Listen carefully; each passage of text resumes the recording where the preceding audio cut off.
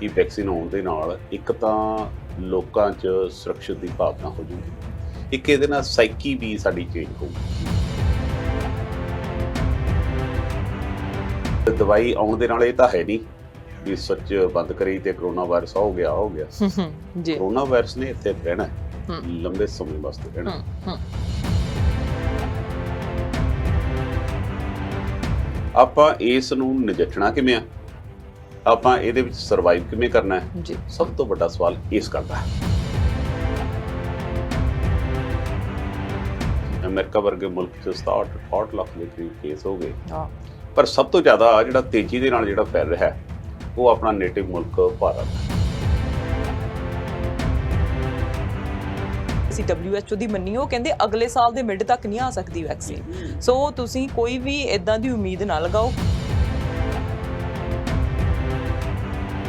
ਦਿੱਲੀ ਦੇ ਵਿੱਚ ਜਿਹੜੇ ਦੰਗੇ ਹੋਏ ਸੀ, ਉੱਘੀਆਂ ਸ਼ਖਸੀਅਤਾਂ ਨੂੰ ਉਹਦੇ ਵਿੱਚ ਨਾਮਜ਼ਦ ਕੀਤਾ ਗਿਆ, ਉਹਦੇ ਵਿੱਚ ਉਹਨਾਂ ਦਾ ਨਾਮ ਲਿਆ ਗਿਆ, ਕੀ ਪੂਰਾ ਮਾਮਲਾ? ਦੇਸ਼ ਦੇ ਵਿੱਚ ਇਸ ਵੇਲੇ ਜਿਸ ਤਰੀਕੇ ਨਾਲ ਘੱਟ ਗਿਣਤੀਆਂ ਦੇ ਖਿਲਾਫ ਕਥਿਤ ਰੂਪ ਦੇ ਵਿੱਚ ਮਾਹੌਲ ਬਣਾਉਣ ਦੀ ਕੋਸ਼ਿਸ਼ ਕੀਤੀ ਜਾ ਰਹੀ ਹੈ, ਸਰਕਾਰ ਸੰਵਿਧਾਨ ਦੇ ਮੁਤਾਬਕ ਚੱਲਦੀ ਹੈ। ਸਰਕਾਰ ਸਾਰੇ ਦੇਸ਼ ਵਾਸਤੇ ਹੁੰਦੀ ਹੈ, ਕੋਈ ਚਾਹੇ ਮੁੱਖ ਮੰਤਰੀ ਹੈ ਜਾਂ ਫਿਰ ਦੇਸ਼ ਦਾ ਪ੍ਰਧਾਨ ਮੰਤਰੀ ਹੈ। ਪਰ ਇਸ ਵੇਲੇ ਜਿਹੜੇ ਹਾਲਾਤ ਉੱਥੇ ਬਣਨੇ ਹੋਏ ਆ ਉਹ ਸਾਰੇ ਇਸ ਗੱਲ ਨੂੰ ਇਸ਼ਾਰਾ ਕਰਦੇ ਆ ਕਿ ਇਹ ਦੇਸ਼ ਕਿਸੇ ਹੋਰ ਦਿਸ਼ਾ ਵੱਲ ਨੂੰ ਚੱਲ ਪਿਆ ਤੇ ਇਹਦਾ ਭਵਿੱਖ ਬੜਾ ਮਾੜਾ ਹੋਣਾ। ਜਿਹੜਾ ਪਿਛਲੇ ਦਿਨਾਂ 'ਚ JNU ਦੇ ਵਿੱਚ ਬੱਚਿਆਂ ਤੇ ਜਾ ਕੇ, ਪ੍ਰੋਫੈਸਰਾਂ ਤੇ ਜਾ ਕੇ ਜਿਹੜੇ ਅਟੈਕ ਹੋਏ ਜੀ, ਉਹਨਾਂ ਅਟੈਕ ਦੇ ਵਿੱਚ ਉਹ ਵੀਡੀਓ ਸਾਹਮਣੇ ਆ ਗਈਆਂ ਕਿ BJP ਦੇ ਤੇ ਉਹਨਾਂ ਦੇ ਜਿਹੜੇ ਵਿਦਿਆਰਥੀ ਸੰਘ ਉਹਨਾਂ ਦਾ ਬਣਾਇਆ ਹੋਇਆ ਉਹਨਾਂ ਵੱਲੋਂ ਅਟੈਕ ਕੀਤਾ ਗਿਆ। ਕਿ ਸਰਕਾਰ ਦੀ ਕਥਿਤ ਮਿਲੀ ਭੁਗਤ ਦੇ ਨਾਲ ਇਹ ਸਾਰਾ ਕੁਝ ਹੋ ਰਿਹਾ ਹੈ। ਇਹ ਬਤਤਾ ਇਸ਼ਕ ਰੋਤਾ ਹੈ ਕਿਆ ਆਗੇ ਆਗੇ ਦੇਖ ਹੋਤਾ ਹੈ ਕਿਆ। ਸੋ ਉਹ ਸਾਰੀ ਚੀਜ਼ ਦੇ ਵਿੱਚ ਆਪਾਂ ਨੂੰ ਦੇਖਣਾ ਪੈਣਾ ਕਿ ਦੇਸ਼ ਜਾਊਗਾ ਕਿਸ ਪਾਸੇ ਨੂੰ। ਕੀ ਬਿੱਲ ਬਣ ਜੂਗਾ ਆਰਡੀਨੈਂਸ ਦਾ? ਸੋ ਇਹ ਸੈਸ਼ਨ ਨੇ ਬੜਾ ਮਹੱਤਵਪੂਰਨ ਰੋਲ, ਖਾਸ ਤੌਰ ਤੇ ਪੰਜਾਬ ਦੇ ਭਵਿੱਖ ਵਾਸਤੇ ਬੜਾ ਰੋਲ ਤੈਅ ਕਰਨਾ ਹੈ। ਇਹ ਸਾਡਾ ਪਹਿਲੇ ਸਮਾਂ ਸਾਡੇ ਤੇ ਮਾੜਾ ਚੱਲ ਰਿਹਾ, ਜੇਕਰ ਇਸ ਤਰ੍ਹਾਂ ਦਾ ਆ ਗਿਆ ਤਾਂ ਅੱਗੇ ਜਾ ਕੇ ਕੀ ਹਾਲਾਤ।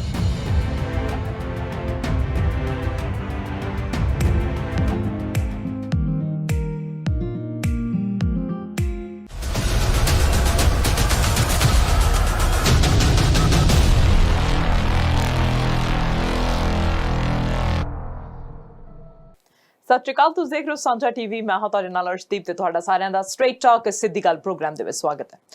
ਇਸ ਹਫਤੇ ਇਸ ਪ੍ਰੋਗਰਾਮ ਦੇ ਵਿੱਚ ਅਸੀਂ ਗੱਲਬਾਤ ਕਰਾਂਗੇ ਕਰੋਨਾ ਦੀ ਮੌਜੂਦਾ ਸਥਿਤੀ ਦੇ ਬਾਰੇ। ਨਾਲ ਹੁਣ BC ਦੇ ਵਿੱਚ ਸਕੂਲ ਖੁੱਲ ਗਏ ਨੇ, ਸਕੂਲ ਕਿਸ ਤਰ੍ਹਾਂ ਖੁੱਲੇ ਨੇ, ਕੀ ਹੋਰ ਅੱਗੇ ਕੀ ਹੋਣ ਵਾਲਾ ਸਕੂਲਾਂ ਦੇ ਵਿੱਚ, ਇਸ ਬਾਰੇ ਗੱਲਬਾਤ ਹੋਵੇਗੀ। ਨਾਲ ਪਾਰਲੀਮੈਂਟ ਸੈਸ਼ਨ ਵੀ ਸ਼ੁਰੂ ਹੋਣ ਵਾਲਾ ਹੈਗਾ ਆ। ਲੋਕ ਸਭਾ ਦੀ ਪੰਜਾਬ ਦੀ ਗੱਲ ਕਰੀਏ ਤਾਂ ਉੱਥੇ ਵੀ ਸੈਸ਼ਨ ਸ਼ੁਰੂ ਹੋਣ ਵਾਲਾ ਹੈ ਤੇ ਨਾਲ ਕੀ ਜੋ ਆਰਡੀਨੈਂਸ ਦਾ ਮੁੱਦਾ ਹੈ ਉਹ ਬਿੱਲ ਬਣ ਸਕਦਾ ਕਿ ਨਹੀਂ ਬਣ ਸਕਦਾ, ਇਸ ਬਾਰੇ ਵੀ ਜਿਹੜੀ ਉਹ ਗੱਲਬਾਤ ਹੋਵੇਗੀ। ਨਾਲ ਸੁਮੇਧ ਸੈਣੀ ਦੇ ਖਿਲਾਫ ਜੋ ਵਾਰੰਟ ਜਾਰੀ ਕੀਤੇ ਗਏ ਨੇ ਉਹਦੇ ਬਾਰੇ ਗੱਲਬਾਤ ਹੋਵੇਗੀ। ਨਾਲ ਜੋ ਮੰਜੀ ਸਾਹਿਬ ਗੁਰਦੁਆਰਾ ਸਾਹਿਬ ਵਿਖੇ ਸਤਿਕਾਰ ਕਮੇਟੀ ਦੇ ਵੱਲੋਂ ਧਰਨਾ ਦਿੱਤਾ ਗਿਆ, SGPC ਦੇ ਪ੍ਰਧਾਨ ਨੇ ਉਹਦੇ ਉੱਤੇ ਪ੍ਰਤੀਕਿਰਿਆ ਦਿੱਤੀ ਹੈ, ਉਹਦੇ ਬਾਰੇ ਵੀ ਗੱਲਬਾਤ ਹੋਵੇਗੀ। ਤੇ ਦਿੱਲੀ ਦੇ ਵਿੱਚ ਜੋ ਦੰਗਿਆਂ ਦੇ ਖਿਲਾਫ ਉੱਘੀਆਂ ਸ਼ਖਸੀਅਤਾਂ ਉਹਨਾਂ ਨੂੰ ਨਾਮਜ਼ਦ ਕੀਤਾ ਗਿਆ ਹੈਗਾ ਹੈ, ਕੀ ਉਹ ਪੂਰਾ ਮੁੱਦਾ ਹੈ, ਉਹਦੇ ਬਾਰੇ ਵੀ ਗੱਲਬਾਤ ਹੋਵੇਗੀ। ਹੋਰ ਬਹੁਤ ਸਾਰੀਆਂ ਖਬਰਾਂ ਨੇ ਜੋ ਤੁਹਾਡੇ ਤੱਕ ਅਸੀਂ ਪਹੁੰਚਾਉਣੀਆਂ ਨੇ ਅੱਜ ਦੀ ਇਸ ਗੱਲਬਾਤ ਦੇ ਵਿੱਚ। ਤੇ ਅੱਜ ਸਟੂਡੀਓ ਦੇ ਵਿੱਚ ਪਹੁੰਚੇ ਹੋਏ ਨੇ ਸਾਡੇ senior journalist mister Harpreet Singh Dhaliwal. ਆਓ ਉਹਨਾਂ ਦਾ ਸਵਾਗਤ ਕਰਦੇ ਹਾਂ ਤੇ ਪ੍ਰੋਗਰਾਮ ਨੂੰ ਅੱਗੇ ਵਧਾਉਂਦੇ ਹਾਂ। ਮਿਸਟਰ ਧਾਲੀਵਾਲ, ਸਵਾਗਤ ਹੈ ਤੁਹਾਡਾ। ਜੀ ਸ਼ੁਕਰੀਆ ਅਰਸ਼ੀ, ਥੈਂਕ ਯੂ। ਬਿਲਕੁਲ, ਕੀ ਹਾਲ ਚਾਲ ਹੈ? ਕਿਉਂਕਿ ਕਰੋਨਾ ਦੇ ਕੇਸ ਜਿਹੜੇ ਨੇ ਲਗਾਤਾਰ ਵੱਧਦੇ ਜਾ ਰਹੇ ਨੇ ਤੇ ਉਸ ਵਿਚਕਾਰ ਅਸੀਂ ਨੋਰਮਲ ਲਾਈਫ ਜਿਉਣ ਦੀ ਵੀ ਕੋਸ਼ਿਸ਼ ਕਰ ਰਹੇ ਹਾਂ। ਬਹੁਤ ਚੀਜ਼ਾਂ ਜਿਹੜੀਆਂ ਨੇ ਉਹ ਇਸ ਹਫਤੇ ਸਾਹਮਣੇ ਆਈਆਂ ਨੇ। ਪਹਿਲਾਂ ਤੁਸੀਂ ਦੱਸੋ ਕਿ ਕਿਸ ਤਰ੍ਹਾਂ ਤੁਹਾਨੂੰ ਲੱਗਦਾ ਜਦੋਂ ਕੇਸ ਵਧਣ ਦੀਆਂ ਖਬਰਾਂ ਸੁਣਦੇ ਹਾਂ? ਪਹਿਲਾਂ ਤੁਸੀਂ ਮੇਰਾ ਹਾਲ ਚਾਲ ਪੁੱਛਿਆ, ਉਹ ਤਾਂ ਬਹੁਤ ਵਧੀਆ। ਬਿਲਕੁਲ, ਸਾਡੇ ਬਜ਼ੁਰਗ ਗੱਲ ਕਿਹਾ ਕਰਦੇ ਸੀ, ਮੈਨੂੰ ਨਹੀਂ ਸੀ ਪਤਾ ਹੁੰਦਾ, ਮੈਂ ਛੋਟਾ ਹੁੰਦਾ ਸੀ। ਜਦੋਂ ਖੇਤ ਨੂੰ ਕਈ ਵਾਰੀ ਨਾਨਕੇ ਜਾਣਾ ਉਹਨਾਂ ਨਾਲ ਤੁਰੇ ਤਾਂ ਇੱਕ ਸਾਡਾ ਗੁਆਂਢ 'ਚ ਬੰਦਾ ਰਹਿੰਦਾ ਹੁੰਦਾ ਸੀ, ਜਦੋਂ ਉਹਨੇ ਸੜਕ ਤੇ ਤੁਰੇ ਆਉਣਾ ਸਾਡੇ ਬਜ਼ੁਰਗਾਂ ਨੇ ਸਾਰਿਆਂ ਨੂੰ ਪੁੱਛਣਾ ਵੀ ਹਾਂਜੀ ਕਰਨੈਲ ਸਿੰਘ ਕੀ ਹਾਲ ਚਾਲ ਹੈ। ਕਹਿੰਦਾ ਸੀ ਮੇਰਾ ਟਾਹਲੀ ਵਰਗਾ ਹੈ। ਮੈਨੂੰ ਪਤਾ ਨਹੀਂ ਲੱਗਣਾ ਵੀ ਟਾਹਲੀ ਦਾ ਮਤਲਬ ਫਿਰ ਬਜ਼ੁਰਗਾਂ ਨੇ ਇੱਕ ਵਾਰੀ ਸਮਝਾਇਆ ਵੀ ਟਾਹਲੀ ਦਾ ਮਤਲਬ ਹੁੰਦਾ ਬਹੁਤ ਮਜ਼ਬੂਤ ਹੈ। ਸੋ ਮੇਰਾ ਹਾਲ ਚਾਲ ਟਾਹਲੀ ਵਰਗਾ ਪਹਿਲੇ ਤੱਕ। Very nice. ਸੋ ਦੂਜੀ ਗੱਲ, ਜਿੱਥੇ ਤੁਸੀਂ ਕਰੋਨਾ ਵਾਇਰਸ ਦੇ ਸੰਬੰਧ ਦੇ ਵਿੱਚ ਗੱਲ ਕਰਦੇ ਆ, ਤਾਂ ਇਸ ਦੀ ਬਹੁਤ ਸਾਰੀਆਂ ਆਸਾਂ ਸਾਨੂੰ ਇਸ ਗੱਲ ਦੀਆਂ ਨੇ ਕਿ ਵੈਕਸੀਨ ਨਿਕਲੇ ਜੀ, ਵੈਕਸੀਨ ਆਵੇ। ਉਸ ਦੇ ਨਾਲ ਹੋ ਸਕਦਾ ਹੈ ਕਿ ਵੈਕਸੀਨ ਆਉਣ ਦੇ ਨਾਲ ਇੱਕ ਤਾਂ ਲੋਕਾਂ 'ਚ ਸੁਰੱਖਿਅਤ ਦੀ ਭਾਵਨਾ ਹੋ ਜੂਗੀ, ਇੱਕ ਇਹਦੇ ਨਾਲ ਸਾਈਕੀ ਵੀ ਸਾਡੀ ਚੇਂਜ ਹੋਊਗੀ ਕਿ ਹਾਂ ਦਵਾਈ ਆ ਗਈ ਹੈ ਜੀ, ਜਿਹੜਾ ਇਸ ਵੇਲੇ ਤੱਕ ਅਨਸਰਟਨ ਨਜ਼ਰ ਆ ਰਿਹਾ ਹੈ। ਔਰ ਦਵਾਈ ਆਉਣ ਦੇ ਨਾਲ ਇਹ ਤਾਂ ਹੈ ਨਹੀਂ ਵੀ ਸੱਚ ਬੰਦ ਕਰੀ ਤੇ ਕਰੋਨਾ ਵਾਇਰਸ ਹੋ ਗਿਆ ਜੀ, ਕਰੋਨਾ ਵਾਇਰਸ ਨੇ ਇੱਥੇ ਰਹਿਣਾ ਲੰਬੇ ਸਮੇਂ ਵਾਸਤੇ ਰਹਿਣਾ। ਸਾਡਾ ਇਹ ਗੱਲ ਬਣਦੀ ਹੈ ਕਿ ਇਸ ਬਿਮਾਰੀ 'ਚ ਚਾਹੇ ਦਵਾਈ ਨਹੀਂ ਆ ਰਹੀ ਜਾਂ ਵੈਕਸੀਨ ਨਹੀਂ ਆ ਰਹੀ, ਆਪਾਂ ਇਸ ਨੂੰ ਨਜਿੱਠਣਾ ਕਿਵੇਂ ਆ, ਆਪਾਂ ਇਹਦੇ ਵਿੱਚ ਸਰਵਾਈਵ ਕਿਵੇਂ ਕਰਨਾ ਹੈ। ਜੀ, ਸਭ ਤੋਂ ਵੱਡਾ ਸਵਾਲ ਇਸ ਕਰਦਾ ਹੈ। ਦੁਨੀਆ ਦੇ ਵਿੱਚ ਕੇਸ ਤਾਂ ਬਹੁਤ ਜ਼ਿਆਦਾ ਵੱਧ ਰਹੇ ਆ ਜੀ, ਪਰ ਲੋਕਾਂ ਦੀ ਅੱਗੇ ਨਾਲੋਂ ਵੇਸਲਾਪਣ ਜ਼ਿਆਦਾ ਦੇਖਣ ਨੂੰ ਮਿਲ ਰਿਹਾ ਹੈ। ਅਮਰੀਕਾ ਵਰਗੇ ਮੁਲਕ 'ਚ 67-68 ਲੱਖ ਦੇ ਕਰੀਬ ਕੇਸ ਹੋ ਗਏ ਔਰ ਮੌਤਾਂ ਦੀ ਗਿਣਤੀ ਵੀ ਲਗਾਤਾਰ ਆਪਾਂ ਜਾਣਦੇ ਹਾਂ ਕਿ 2 ਲੱਖ ਦੇ ਨੇੜੇ ਢੁੱਕ ਗਈ ਹੈ। ਬ੍ਰਾਜ਼ੀਲ ਦੇ ਵਿੱਚ ਵੀ ਉਹੀ ਹਾਲ ਹੈ ਜੀ। ਪਰ ਸਭ ਤੋਂ ਜ਼ਿਆਦਾ ਜਿਹੜਾ ਤੇਜ਼ੀ ਦੇ ਨਾਲ ਜਿਹੜਾ ਫੈਲ ਰਿਹਾ ਹੈ ਉਹ ਆਪਣਾ ਨੇਟਿਵ ਮੁਲਕ ਭਾਰਤ ਹੈ ਜੀ। ਭਾਰਤ ਦੇ ਵਿੱਚ ਜਿਵੇਂ ਆਪਾਂ ਪਿਛਲੇ ਦਿਨਾਂ 'ਚ ਗੱਲ ਕਰਦੇ ਹੁੰਦੇ ਸੀ ਕਿ ਬੜੀ ਤੇਜ਼ੀ ਦੇ ਨਾਲ ਵੀ ਇੱਕ ਦਿਨ ਇਹੋ ਜਿਹਾ ਨਾ ਆ ਜਾਏ ਕਿ ਲੱਖ ਤੋਂ ਉੱਪਰ ਕੇਸ ਚਲੇ ਜਾਣ, ਉਹ ਗੱਲਾਂ ਹੋ ਗਈਆਂ। ਹੁਣ ਲੱਖ ਕੇਸ ਲਗਭਗ ਹਰ ਰੋਜ਼ ਭਾਰਤ ਦੇ ਵਿੱਚ ਆ ਰਿਹਾ ਹੈ ਜੀ। ਪਰ ਦੂਜੇ ਪਾਸੇ ਗੱਲ ਇਹ ਹੈ ਕਿ ਜਿਹੜੀਆਂ ਬਹੁਤ ਸਾਰੀਆਂ ਆਰਗੇਨਾਈਜੇਸ਼ਨ ਸੰਸਥਾਵਾਂ ਦੁਨੀਆ ਭਰ ਦੇ ਵਿੱਚ ਇਸ ਬਿਮਾਰੀ ਦਾ ਹੱਲ ਕੱਢਣ ਵਾਸਤੇ ਲੱਗੀਆਂ ਹੋਈਆਂ ਸੀ, ਪਿਛਲੇ ਦਿਨਾਂ 'ਚ ਉਹਨਾਂ ਦੇ ਨੈਗੇਟਿਵ ਇੰਪੈਕਟ ਦੇਖਣ ਨੂੰ ਮਿਲੇ। ਬਿਲਕੁਲ ਆਪਾਂ ਜਾਣਦੇ ਹਾਂ ਕਿ ਆਕਸਫੋਰਡ ਨੇ ਜਿਹੜਾ ਕੀਤਾ ਸੀ ਸੀਰਮ ਦੇ ਨਾਲ ਰਲ ਕੇ, ਉਹਨਾਂ ਨੂੰ ਜਦੋਂ ਇੱਕ ਵਿਅਕਤੀ ਦੀ ਪੋਜੀਸ਼ਨ ਕਾਫੀ ਖਰਾਬ ਹੋ ਗਈ ਉਸ ਤੋਂ ਬਾਅਦ ਉਹਨੂੰ ਰੋਕਣਾ ਪਿਆ ਸੀ। ਫਿਰ ਹੁਣ ਇਹ ਖਬਰਾਂ ਆ ਰਹੀਆਂ ਨੇ ਕਿ ਉਹ ਦੁਬਾਰਾ ਫੇਰ ਉਸ ਦਾ ਉਹਨਾਂ ਨੇ ਜਾਂਚ ਸ਼ੁਰੂ ਕੀਤੀ ਹੈ ਔਰ ਭਾਰਤ ਦੇ ਵਿੱਚ ਇਹ ਗੱਲ ਸਾਹਮਣੇ ਆਈ ਹੈ ਕਿ ਜਿਹੜੀ ਜਾਂਚ ਪੜਤਾਲ ਜਿਹੜੀ ਆਰਗੇਨਾਈਜੇਸ਼ਨ ਉੱਥੇ ਕਰ ਰਹੀਆਂ ਨੇ, ਉਹਨਾਂ ਨੇ ਇਹਨੂੰ ਜਾਨਵਰਾਂ ਤੇ ਕਰਕੇ ਦੇਖਿਆ ਤੇ ਜਾਨਵਰਾਂ ਦੇ ਵਿੱਚ ਪੋਜ਼ਿਟਿਵ ਰਿਜ਼ਲਟ ਆ ਰਹੇ ਆ ਜੀ। 20 ਦੇ ਕਰੀਬ ਉਹਨਾਂ ਨੇ ਮੌਂਕੀਜ਼ ਤੇ ਵੀ ਇਹ ਕਰਕੇ ਦੇਖਿਆ ਜਿਨ੍ਹਾਂ ਨੂੰ ਉਹਨਾਂ ਨੂੰ ਰਿਜ਼ਲਟ ਚੰਗੇ ਆਏ ਆ ਜੀ। ਹੋਪ ਸੋ ਆਉਂਦੇ ਸਮੇਂ ਦੇ ਵਿੱਚ ਇਸ ਤੇ ਕੰਟਰੋਲ ਹੋ ਜੇ ਔਰ ਇਸ ਦੀ ਸਥਿਤੀ ਹੈ ਜਿਹੜੀ ਉਹਨੂੰ ਹੁਣ ਕਿਸ ਤਰੀਕੇ ਨਾਲ ਸਾਂਭਿਆ ਜਾਵੇ, ਉਸ ਸਟੇਟਾਂ ਦੇ ਵਿੱਚ ਆਪਾਂ ਨੂੰ ਦੇਖਣ ਦੀ ਲੋੜ ਹੈ। ਜਿਵੇਂ ਭਾਰਤ ਦਾ ਤਾਂ ਮੈਂ ਤੁਹਾਨੂੰ ਦੱਸ ਹੀ ਦਿੱਤਾ ਕਿ ਸਾਡੀਆਂ ਸਟੇਟਾਂ ਦੇ ਵਿੱਚ ਲੱਖਾਂ ਦੇ ਵਿੱਚ ਗਿਣਤੀਆਂ ਪਹੁੰਚ ਗਈਆਂ ਨੇ ਜੀ। ਭਾਰਤ ਦੇ ਵਿੱਚ ਆਪਣਾ ਪੰਜਾਬ ਸਟੇਟ ਵੀ ਛੂਤਾ ਨਹੀਂ। ਉਸ ਮਾਮਲੇ 'ਚ ਪਿਛਲੇ ਦਿਨਾਂ 'ਚ ਸਖਤੀਆਂ ਹੋਈਆਂ, ਸਰਕਾਰ ਨੇ ਕਰਫਿਊ ਲਾਉਣ ਦੀ ਗੱਲ ਕੀਤੀ ਜੀ। ਲੋਕਾਂ ਦੇ ਬਿਜ਼ਨਸ ਵੈਸੇ ਹੀ ਉੱਥੇ ਤਬਾਹ ਹੋਏ ਪਏ ਆ, ਡੀਮੋਨੀਟਾਈਜੇਸ਼ਨ ਤੇ GST ਨੇ ਖਤਮ ਕੀਤੇ ਪਏ ਆ। ਤੀਜੀ ਮਾਰ ਜਿਹੜੀ ਆ ਪੈ ਗਈ ਉਸ ਦੇ ਨਾਲ ਤਾਂ ਜਮੀ ਆਖਰੀ ਕਿੱਲੇ ਸਾਬਤ ਹੋ ਗਿਆ ਸਾਡੀ ਤਾਂ ਭਵਿੱਖ ਦੇ ਵਿੱਚ ਜੀ। ਹੁਣ ਉਸ ਮਾਮਲੇ ਦੇ ਵਿੱਚ ਦੇਖਦੇ ਹਾਂ ਕਿ ਆਉਂਦਾ ਸਮਾਂ ਕਿਸ ਤਰ੍ਹਾਂ ਦਾ ਉੱਥੇ ਨਿਕਲਦਾ। ਸਭ ਤੋਂ ਵੱਡੀ ਆਸ ਸਾਨੂੰ ਵੈਕਸੀਨ ਤੇ ਰੱਖਣੀ ਚਾਹੀਦੀ ਹੈ। ਹਾਂ, ਇਹ ਗੱਲ ਜ਼ਰੂਰ ਹੈ ਕਿ ਜਦੋਂ ਆਪਾਂ ਨਾਲ ਹੀ ਕਰਦੇ ਹਾਂ ਕਿ ਇਹਦੇ ਵਿੱਚ ਸਰਵਾਈਵਲ ਜਿਹੜਾ ਹੋਣਾ ਸ਼ੁਰੂ ਹੋਇਆ ਜੀ, ਉੱਥੋਂ ਦੀਆਂ ਇੰਸਟੀਟਿਊਸ਼ਨ ਨੇ ਖੋਲ੍ਹਣਾ ਸ਼ੁਰੂ ਕਰ ਦਿੱਤਾ ਹੈ। ਜਿਵੇਂ ਹੁਣੇ ਆਪਾਂ ਜਾਣਦੇ ਹਾਂ ਕਿ ਦੁਨੀਆ ਭਰ ਦੇ ਵਿੱਚ ਸਕੂਲ ਬੜੇ ਲੰਬੇ ਸਮੇਂ ਤੋਂ ਬੰਦ ਰਹੇ ਜੀ ਜੀ। ਔਰ ਉਹਨਾਂ ਤੋਂ ਬਾਅਦ ਹੁਣ ਤੁਹਾਡੇ ਇੱਥੇ BC ਦੇ ਵਿੱਚ ਇਹ ਸਕੂਲ ਵੀ ਖੋਲ ਦਿੱਤੇ ਗਏ ਆ। ਪਹਿਲਾ ਦਿਨ ਸੀ 2 ਦਿਨ ਪਹਿਲਾਂ ਉੱਥੇ ਜਾਣਾ, ਮਾਂ-ਬਾਪ ਦੇ ਕਲੇਜੇ ਫੜੇ ਹੋਏ ਸੀ ਵੀ ਕਿਸ ਤਰ੍ਹਾਂ ਦਾ ਹਾਲਾਤ ਹੋਣਗੇ ਜਾਂ ਕੀ ਫਿਰ ਉਹਨਾਂ ਦਾ ਹੋਊਗਾ। ਹਾਲਾਂਕਿ ਸਰਕਾਰ ਹਰ ਪੱਖੋਂ ਕੋਸ਼ਿਸ਼ ਕਰ ਰਹੀ ਹੈ ਕਿਉਂਕਿ ਤੁਸੀਂ ਫੀਲਡ ਦੇ ਵਿੱਚ ਇਸ ਦੇ ਵਿੱਚ ਰਹਿੰਦੇ ਹੋ, ਤੁਸੀਂ ਬਾਖੂਬੀ ਇਸ ਨੂੰ ਐਕਸਪਲੇਨ ਕਰ ਸਕਦੇ ਹੋ ਕਿ ਕਿਸ ਤਰੀਕੇ ਦਾ ਪਹਿਲਾ ਦਿਨ ਜਿਹੜੇ 2 ਦਿਨ ਰਹੇ ਆ ਉਹਨਾਂ ਦੇ ਵਿੱਚ ਬੱਚਿਆਂ ਦਾ ਤੇ ਮਾਂ-ਬਾਪ ਦਾ ਐਕਸਪੀਰੀਅੰਸ ਕਿਦਾਂ ਦਾ ਰਿਹਾ। ਬਿਲਕੁਲ, ਜਿਵੇਂ ਤੁਸੀਂ ਕਿਹਾ ਕਿ ਕੇਸ ਜਿਹੜੇ ਨੇ ਉਹ ਲਗਾਤਾਰ ਵੱਧ ਰਹੇ ਨੇ ਤੇ ਸਾਨੂੰ ਸੰਜੀਦਗੀ ਦੇ ਨਾਲ ਰਹਿਣ ਦੀ ਲੋੜ ਹੈਗੀ ਹੈ ਕਿ ਕਿਸ ਤਰ੍ਹਾਂ ਅਸੀਂ ਰਹਿਣਾ ਹੈ ਇਸ ਕੇਸ ਦੇ ਵਿੱਚ, ਕਿਉਂਕਿ ਅਸੀਂ ਹਰ ਟਾਈਮ ਦੇ ਉੱਤੇ ਘਰ ਦੇ ਵਿੱਚ ਬੰਦ ਹੋ ਕੇ ਨਹੀਂ ਰਹਿ ਸਕਦੇ। ਅਸੀਂ ਨਹੀਂ ਕਹਿ ਸਕਦੇ ਕਿ ਇਕਨੋਮੀ ਨੂੰ ਬੰਦ ਕਰ ਦਿਓ। ਹੁਣ BC ਦੇ ਵਿੱਚ ਬੈਂਕੁਏਟ ਹਾਲਸ ਦੀ ਜੇ ਅਸੀਂ ਗੱਲ ਕਰੀਏ, ਪਹਿਲਾਂ ਤਾਂ ਕਿਹਾ ਜਾ ਰਿਹਾ ਸੀ ਉਹਨਾਂ ਦੇ ਵੱਲੋਂ ਹੀ ਕਿ ਸਾਨੂੰ ਬੰਦ ਕਰ ਦਿੱਤਾ ਜਾਵੇ ਜਾਂ ਸਾਨੂੰ ਕਹਿ ਦਿੱਤਾ ਜਾਵੇ ਕਿ 50 ਤੋਂ ਵੱਧ ਬੰਦੇ ਤੁਸੀਂ ਬੁਲਾ ਸਕਦੇ ਹੋ। ਉਹਨਾਂ ਨੇ ਆਪਣਾ ਜੋ ਹੈ ਉਹ ਇੱਕ ਪਲਾਨ ਬਣਾ ਕੇ ਸਬਮਿਟ ਕਰ ਦਿੱਤਾ ਸੀਗਾ। ਪਰ ਉਸ ਤੋਂ ਬਾਅਦ ਜੋ ਹੁਣ ਕੇਸ ਵਧੇ, ਖਾਸ ਕਰਕੇ BC ਦੇ ਵਿੱਚ ਇੱਕ ਹਫ਼ਤੇ ਦੇ ਵਿੱਚ ਜਦੋਂ ਲੇਬਰ ਡੇ ਵੀਕਐਂਡ ਆਇਆ ਉਦੋਂ 4 ਦਿਨਾਂ ਦੇ ਵਿੱਚ 429 ਕੇਸ ਸਾਹਮਣੇ ਆਉਣੇ। ਫਿਰ ਉਸ ਤੋਂ ਬਾਅਦ 100 ਤੋਂ ਉੱਤੇ ਕੇਸ, 132 ਕੇਸ ਇੱਕ ਦਿਨ ਦੇ ਵਿੱਚ ਆਉਣੇ। ਫਿਰ ਉਸ ਤੋਂ ਬਾਅਦ ਜੋ ਸਾਡੇ ਡਾਕਟਰ ਬੋਨੀ ਹੈਨਰੀ ਆ ਉਹਨਾਂ ਨੇ BC ਦੇ ਜੋ ਬੈਂਕੁਏਟ ਹਾਲ ਹੈ ਉਹ ਬੰਦ ਕਰ ਦਿੱਤੇ। ਬਾਰਜ਼ ਨੂੰ ਰੈਸਟ੍ਰਿਕਟ ਕਰ ਦਿੱਤਾ ਹੈਗਾ ਕਿ ਬਾਰਜ਼ ਜਿਹੜੀਆਂ ਨੇ ਉਹ 10 ਵਜੇ ਤੱਕ ਖੁੱਲੀਆਂ ਰਹਿ ਸਕਦੀਆਂ, ਉਸ ਤੋਂ ਬਾਅਦ ਉਹਨਾਂ ਨੂੰ ਬੰਦ ਹੋਣਾ ਪਊਗਾ। ਬਹੁਤ ਸਾਰੇ ਕੇਸ ਕੈਨੇਡਾ ਦੇ ਵਿੱਚ ਵੱਧ ਰਹੇ ਨੇ। ਤੁਹਾਨੂੰ ਯਾਦ ਹੋਣਾ ਹੈ ਕਿ 700 ਤੱਕ ਕੇਸ 6 ਜੂਨ ਨੂੰ ਸਾਹਮਣੇ ਆਏ ਸੀ, ਉਸ ਤੋਂ ਬਾਅਦ ਜਿਹੜੇ ਘਟਨੇ ਸ਼ੁਰੂ ਹੋ ਗਏ ਸੀ। ਇੰਨੇ ਕੇਸ ਕਦੇ ਵੀ ਸਾਰੇ ਕੈਨੇਡਾ ਦੇ ਵਿੱਚ ਨਹੀਂ ਆਏ ਸੀ। ਪਰ ਕੱਲ ਦੀ ਜੇ ਅਸੀਂ ਗੱਲ ਕਰੀਏ, ਕੱਲ ਪਰਸੋਂ ਦੀ ਗੱਲ ਕਰੀਏ, ਜਦੋਂ ਲਾਸਟ ਅਪਡੇਟ ਆਈ ਹੈ, ਉਸ ਤੋਂ ਇਹ ਪਤਾ ਲੱਗਿਆ ਕਿ 700 ਤੋਂ ਉੱਪਰ ਕੇਸ 6 ਜੂਨ ਤੋਂ ਬਾਅਦ ਪੂਰੇ ਕੈਨੇਡਾ ਦੇ ਵਿੱਚ ਆਇਆ। ਹੁਣ ਲਗਭਗ 1,35,36,000 ਕੇਸ ਜਿਹੜੇ ਨੇ ਉਹ ਕੈਨੇਡਾ ਦੇ ਵਿੱਚ ਆ ਚੁੱਕੇ ਨੇ ਹੁਣ ਤੱਕ, ਜਦੋਂ ਕਿ ਟੈਸਟਿੰਗ ਵੀ ਹੋ ਰਹੀ ਹੈ। 7.1 ਮਿਲੀਅਨ ਤੱਕ ਜਿਹੜੀ ਟੈਸਟਿੰਗ ਹੈਗੀ ਹੈ ਕੈਨੇਡਾ ਦੇ ਵਿੱਚ ਉਹ ਕੀਤੀ ਜਾ ਚੁੱਕੀ ਹੈ। ਪਰ ਇਹ ਹੈ ਕਿ ਉਹਨਾਂ ਦੀ ਟੈਸਟਿੰਗ ਹੀ ਹੁੰਦੀ ਹੈ ਜਿਨ੍ਹਾਂ ਨੂੰ ਸਿੰਪਟਮਸ ਹੁੰਦੇ ਆ, ਪਰ ਕਈ ਏਸਿੰਪਟੋਮੈਟਿਕ ਵੀ ਹੁੰਦੇ ਆ। ਹੁਣ ਵੈਕਸੀਨ ਦੀ ਅਸੀਂ ਗੱਲ ਕੀਤੀ ਸੀ। ਵੈਕਸੀਨ ਜੇ ਅਸੀਂ WHO ਦੀ ਮੰਨੀਏ, ਉਹ ਕਹਿੰਦੇ ਅਗਲੇ ਸਾਲ ਦੇ ਮਿਡ ਤੱਕ ਨਹੀਂ ਆ ਸਕਦੀ ਵੈਕਸੀਨ। ਸੋ ਤੁਸੀਂ ਕੋਈ ਵੀ ਇਦਾਂ ਦੀ ਉਮੀਦ ਨਾ ਲਗਾਓ, ਕਿਉਂਕਿ ਉਹ ਵੈਕਸੀਨ ਜਿਹੜੀਆਂ ਵੀ ਆ ਰਹੀਆਂ ਨੇ ਜਾਂ ਜਿਹੜੇ ਵੀ ਦਾਅਵੇ ਕੀਤੇ ਜਾ ਰਹੇ ਨੇ, ਉਹ ਜਿੰਨਾ ਚਿਰ 100% ਪ੍ਰੂਵ ਨਹੀਂ ਹੁੰਦੀਆਂ ਕਿ ਇਹ 100% ਲੋਕਾਂ ਦੇ ਲਾਉਣ ਦੇ ਲਈ ਵੈਕਸੀਨ ਤਿਆਰ ਹੈਗੀ ਹੈ, ਤੇ ਉਸ ਤੋਂ ਪਹਿਲਾਂ ਉਹ ਕਿਤੇ ਵੀ ਨਹੀਂ ਅਵੇਲੇਬਲ ਕਰਵਾਈ ਜਾਊਗੀ। ਸੋ ਇਹ ਹੈ ਕਿ ਸਾਨੂੰ ਇੰਨੇ ਟਾਈਮ ਦੇ ਲਈ ਆਪਣੇ ਆਪ ਨੂੰ ਪ੍ਰਿਪੇਅਰ ਰੱਖਣਾ ਚਾਹੀਦਾ ਹੈ ਕਿ ਅਸੀਂ ਨਿਊ ਨੋਰਮਲ ਦੇ ਵਿੱਚ ਕਿਵੇਂ ਐਡਜਸਟ ਕਰਨਾ ਹੈ। BC ਦੇ ਸਕੂਲਾਂ ਦੀ ਗੱਲ ਕੀਤੀ ਸੀ। BC ਦੇ ਵਿੱਚ ਸਕੂਲ ਜਿਹੜੇ ਨੇ ਉਹ ਆਖਿਰ ਖੁੱਲ ਗਏ ਹੈਗੇ ਨੇ, ਕਿਉਂਕਿ ਬਹੁਤ ਚੀਜ਼ਾਂ ਸਾਹਮਣੇ ਆਈਆਂ। ਪਹਿਲਾਂ ਕਿਹਾ ਗਿਆ ਸੀ ਕਿ ਇਨਰੋਲ ਨਹੀਂ ਹੋਣਾ ਬੱਚਿਆਂ ਨੂੰ, ਹੋਮ ਸਕੂਲਿੰਗ ਕਰਵਾਓ। ਫਿਰ ਇਹ ਹੈ ਕਿ ਫਿਰ ਬਾਅਦ ਵਿੱਚ ਫਿਰ ਸਾਡੇ ਜੋ ਐਜੂਕੇਸ਼ਨ ਮਿਨਿਸਟਰ ਆ, ਉਹਨਾਂ ਨੇ ਫਿਰ ਆ ਕੇ ਕਿਹਾ ਕਿ ਨਹੀਂ, ਤੁਸੀਂ ਬਲੈਂਡਡ ਸਿਸਟਮ ਦੇ ਵਿੱਚ ਆਪਣੇ ਬੱਚੇ ਨੂੰ ਭੇਜ ਸਕਦੇ ਹੈਗੇ ਹੋ। ਪਹਿਲਾਂ ਜੋ ਹੈ ਉਹਨਾਂ ਨੂੰ ਆਪਸ਼ਨ ਨਹੀਂ ਦਿੱਤੀ ਗਈ ਸੀਗੀ ਕਿ ਤੁਸੀਂ ਘਰ ਪਰ ਪੜ੍ਹਾ ਲਓ ਜਾਂ ਤੁਸੀਂ ਸਕੂਲ ਦੇ ਵਿੱਚ ਭੇਜ ਦਿਓ। ਫਿਰ ਉਹਨਾਂ ਨੂੰ ਇੱਕ ਆਪਸ਼ਨ ਦੇ ਦਿੱਤੀ ਕਿ ਬਲੈਂਡਡ ਸਿਸਟਮ ਦੇ ਵਿੱਚ ਤੁਸੀਂ ਭੇਜ ਸਕਦੇ ਆ।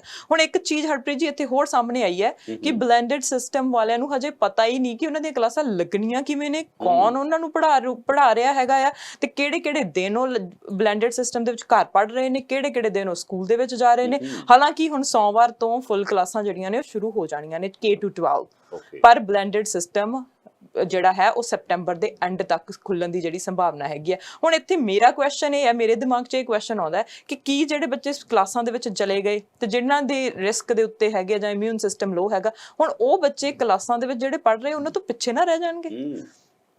ਸੋ ਬਹੁਤ ਸਾਰੀਆਂ ਜਿਹੜੀਆਂ ਚੀਜ਼ਾਂ ਨੇ ਉਹ ਸਾਹਮਣੇ ਆ ਰਹੀਆਂ ਨੇ। ਹੁਣ ਅੱਗੇ ਕਿੱਦਾਂ ਦਾ ਰਿਸਪੌਂਸ ਆਉਂਦਾ, ਕਦੋਂ ਤੱਕ ਕਹਿੰਦੇ ਆ ਕਿ ਬੱਚੇ ਜਿਹੜੇ ਹੋਮ ਸਕੂਲਿੰਗ ਦੇ ਲਈ ਟੀਚਰ ਵੀ ਨਹੀਂ ਅਪੁਆਇੰਟ ਕੀਤੇ ਹਜੇ, ਸੋ ਕਦੋਂ ਅਪੁਆਇੰਟ ਕਰ ਰਹੇ ਹੈਗੇ ਆ ਟੀਚਰਸ ਨੂੰ, ਕਦੋਂ ਉਹ ਭੇਜ ਰਹੇ ਆ ਟੀਚਰਸ ਨੂੰ ਕਿ ਤੁਸੀਂ ਇਹਨਾਂ ਬੱਚਿਆਂ ਨੂੰ ਪੜ੍ਹਾਓ, ਕਿਹੜੀ ਆਈਡੀ ਦਿੱਤੀ ਹੈ, ਕਿਹੜੀ ਆਈਡੀ ਦੇ ਥਰੂ ਉਹ ਪੜ੍ਹਾਉਣਗੇ। ਸੋ ਉਹ ਸਾਰੀਆਂ ਚੀਜ਼ਾਂ ਹਜੇ ਜਿਹੜੀਆਂ ਆਉਣੀਆਂ ਉਹ ਬਾਕੀ ਹੈਗੀਆਂ ਨੇ। ਪਰ ਜਿਹੜੇ ਇਨ ਪਰਸਨ ਸਕੂਲ 'ਚ ਬੱਚੇ ਜਾ ਰਹੇ ਨੇ ਉਹ ਹੁਣ ਇਹ 2 ਦਿਨ ਚਲੇ ਗਏ ਹੈਗੇ, ਉਹਨਾਂ ਨੇ ਕਿਹਾ ਕਿ ਸੋਸ਼ਲ ਡਿਸਟੈਂਸ ਦੇ ਨਾਲ ਪੜ੍ਹਾ ਰਹੇ ਆ। ਕਦੋਂ ਤੱਕ ਸੋਸ਼ਲ ਡਿਸਟੈਂਸ ਮੇਨਟੇਨ ਰਹਿੰਦਾ, ਕਦੋਂ ਤੱਕ ਕੇਸ ਨਹੀਂ ਆਉਂਦੇ ਸਾਹਮਣੇ, ਕਿਉਂਕਿ ਅਲਬਰਟਾ 'ਚ ਅਸੀਂ ਜਦੋਂ ਦੇਖਦੇ ਹਾਂ ਉੱਥੇ ਸਕੂਲਾਂ ਦੇ ਵਿੱਚ ਕੇਸ ਆ ਰਹੇ ਨੇ, ਉੱਥੇ ਉਹ ਕਹਿੰਦੇ ਇੱਕ ਸਕੂਲ ਦੇ ਵਿੱਚ ਕੇਸ ਆਏ ਨੇ ਪਰ ਬਾਕੀ ਸਕੂਲਾਂ ਦੇ ਵਿੱਚ ਨਹੀਂ ਆਏ। ਉਹਦਾ ਕਾਰਨ ਇਹ ਹੈ ਕਿਉਂਕਿ ਜਿਹੜਾ ਬੱਚਾ ਹੈ ਜੀ, ਬੱਚਾ ਤਾਂ ਬੱਚਾ ਹੀ ਹੈ, ਆਪਾਂ ਵੀ ਬਚਪਨ ਚੋਂ ਨਿਕਲੇ ਆ। ਬਿਲਕੁਲ ਬੰਦਾ ਤਾਂ ਮੈਚੁਰ 30 ਸਾਲ ਤੱਕ ਨਹੀਂ ਹੁੰਦਾ, ਉਹਨੂੰ ਆਪਾਂ ਮਾਂ-ਬਾਪ ਵੀ ਉਹਨੂੰ ਬੱਚਿਆਂ ਵਾਂਗੂ ਉਸ ਤਰੀਕੇ ਨਾਲ ਕਰਦੇ ਰਹਿੰਦੇ ਆ। ਸੋ ਇਸ ਕਰਕੇ ਜਿਹੜੇ ਬੱਚੇ 4-5 ਸਾਲ ਦੀ ਉਮਰ ਦੇ ਆ ਜਾਂ 10 ਸਾਲ ਦੀ ਉਮਰ ਦੇ ਆ, ਉਹਨਾਂ ਨੇ ਤਾਂ ਜਿਹੜਾ ਤੁਸੀਂ ਉਹਨਾਂ ਨੂੰ ਮਾਸਕ ਵੀ ਪ੍ਰੋਵਾਈਡ ਕਰਾਉਣਾ ਹੈ, ਉਹ ਤਾਂ ਹੋ ਸਕਦਾ ਇੱਕ ਦੂਸਰੇ ਦਾ ਫੜ ਲਾਈ ਜਾਂਦੇ ਹੋਣ। ਸਹੀ ਹੈ। ਹਾਂ, ਜਾਂ ਫਿਰ ਉਹ ਆਪਣੇ ਨੂੰ ਕਿੱਥੇ ਹੱਥ ਲਾ ਲਿਆ, ਆਪਾਂ ਉਹਨਾਂ ਨੂੰ ਨਹੀਂ ਅਵੇਅਰ ਇਸ ਮਾਮਲੇ 'ਚ ਕਰ ਸਕਦੇ।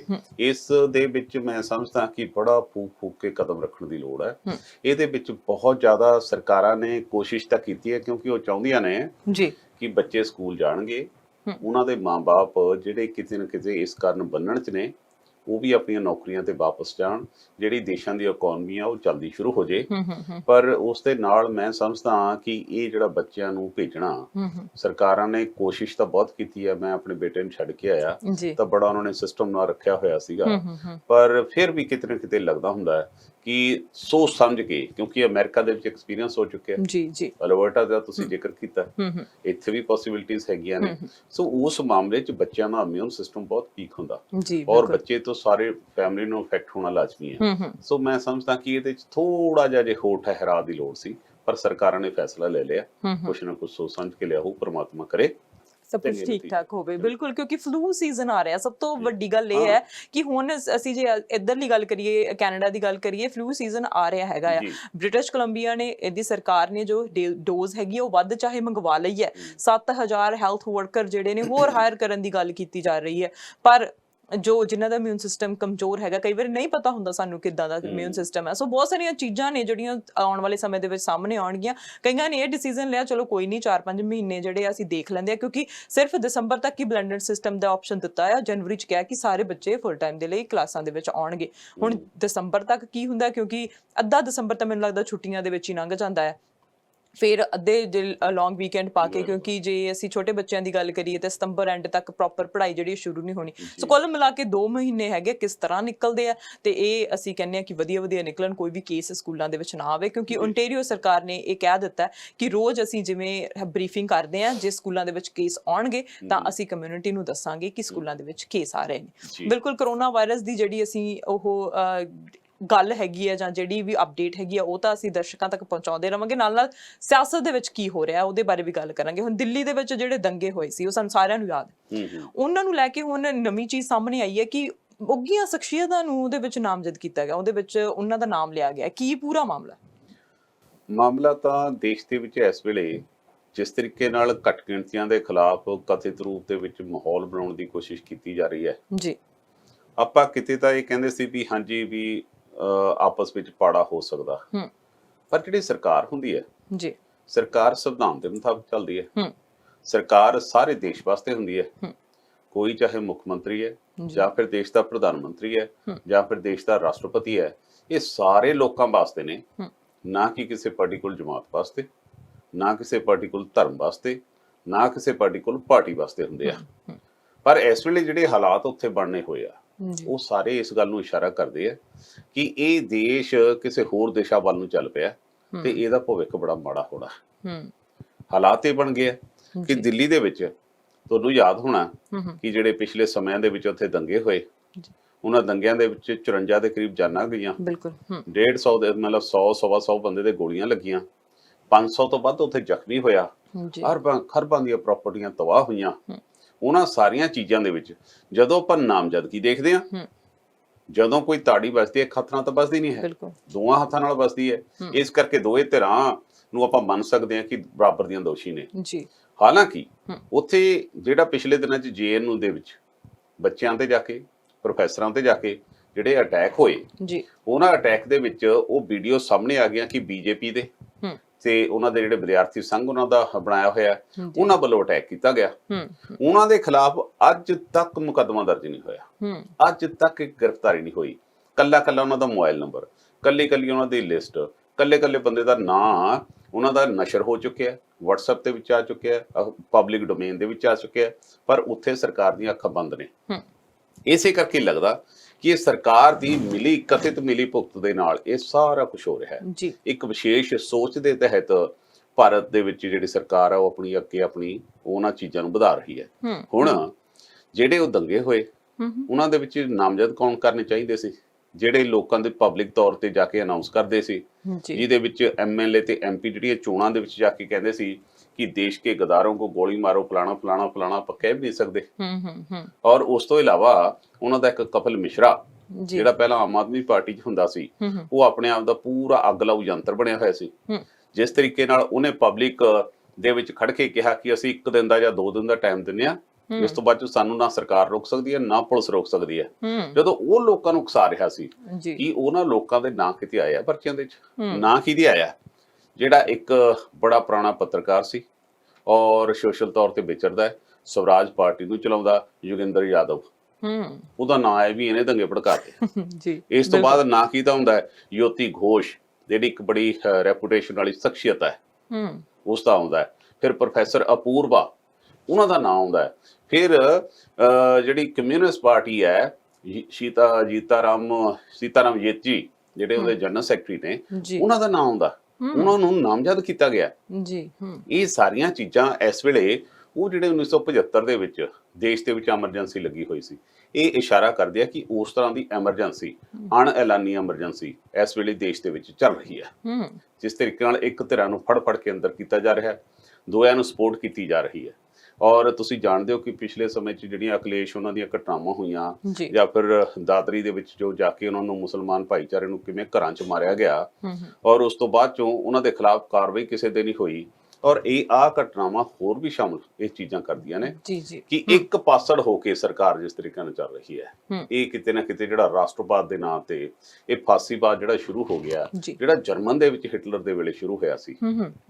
ਵੱਖ-ਵੱਖ ਕਮਿਊਨਿਟੀਆਂ ਨੂੰ ਤੁਹਾਨੂੰ ਯਾਦ ਹੋਣਾ ਹੈ ਕਿ ਜਦੋਂ ਸੰਸਾਰ ਜੰਗ ਲੱਗਣ ਤੋਂ ਪਹਿਲਾਂ ਜਰਮਨ ਨੇ ਦੇ ਵਿੱਚ ਇਸੇ ਤਰ੍ਹਾਂ ਦੇ ਹਾਲਾਤ ਪੈਦਾ ਹੋਏ ਸੀ, ਜਿੱਥੇ ਯੂਇਸ਼ਾਂ ਨੂੰ 10 ਲੱਖ ਯੂਇਸ਼ ਨੂੰ 10 ਮਿਲੀਅਨ ਯੂਇਸ਼ ਨੂੰ ਗੈਸਾਂ ਦੇ ਵਿੱਚ ਪਾ ਕੇ, ਭੱਠੀਆਂ ਦੇ ਵਿੱਚ ਪਾ ਕੇ ਮਾਰਿਆ ਗਿਆ ਸੀ। ਫਿਰ ਭਵਿੱਖ ਕੀ ਹੋਇਆ ਇਹਦੇ ਵਿੱਚ? ਇਹ ਭਵਿੱਖ ਸਾਨੂੰ ਯਾਦ ਰੱਖਣਾ ਚਾਹੀਦਾ, ਹਿਸਟਰੀਆਂ ਤੋਂ ਸਾਨੂੰ ਸਿੱਖਣਾ ਚਾਹੀਦਾ। ਪਰ ਜਿਸ ਤਰੀਕੇ ਨਾਲ ਉੱਥੇ ਇਸ ਵੇਲੇ ਹਾਲਾਤ ਬਣੇ ਹੋਏ ਆ, ਉਹ ਕੋਈ ਬਹੁਤੇ ਨਜ਼ਰ ਠੀਕ ਨਹੀਂ ਆ ਰਹੇ ਅਰਸ਼ੀ। ਸੋ ਇਸ ਕਰਕੇ ਹੁਣ ਉਹਨਾਂ ਦੇ ਖਿਲਾਫ ਤਾਂ ਇਹ ਸਾਰੀ ਗੱਲਬਾਤ ਹੋ ਗਈ ਹੈ। ਦੇਖਦੇ ਕਹਿੰਦੇ ਉਹਨਾਂ ਨੇ ਇਬਤਦਾ ਇਸ਼ਕ ਰੋਤਾ ਹੈ ਕਿਆ, ਆਗੇ ਆਗੇ ਦੇਖ ਹੋਤਾ ਹੈ ਕਿਆ। ਸੋ ਉਹ ਸਾਰੀ ਚੀਜ਼ ਦੇ ਵਿੱਚ ਆਪਾਂ ਨੂੰ ਦੇਖਣਾ ਪੈਣਾ ਕਿ ਦੇਸ਼ ਜਾਊਗਾ ਕਿਸ ਪਾਸੇ ਨੂੰ। ਕੱਲਾ ਇਹ ਨਾ ਸਮਝਣ ਕਿ ਉੱਥੇ ਕੀ ਹੋ ਰਿਹਾ ਹੈ ਜਾਂ ਉਹ ਸਾਰੀ ਚੀਜ਼ ਨੂੰ ਨਾ ਸਮਝਣ। ਹੁਣ ਦੁਨੀਆ ਵੈਲ ਕਨੈਕਟਡ ਹੈ, ਬਿਲਕੁਲ ਗਲੋਬ ਇੱਕ ਪਿੰਡ ਹੈ।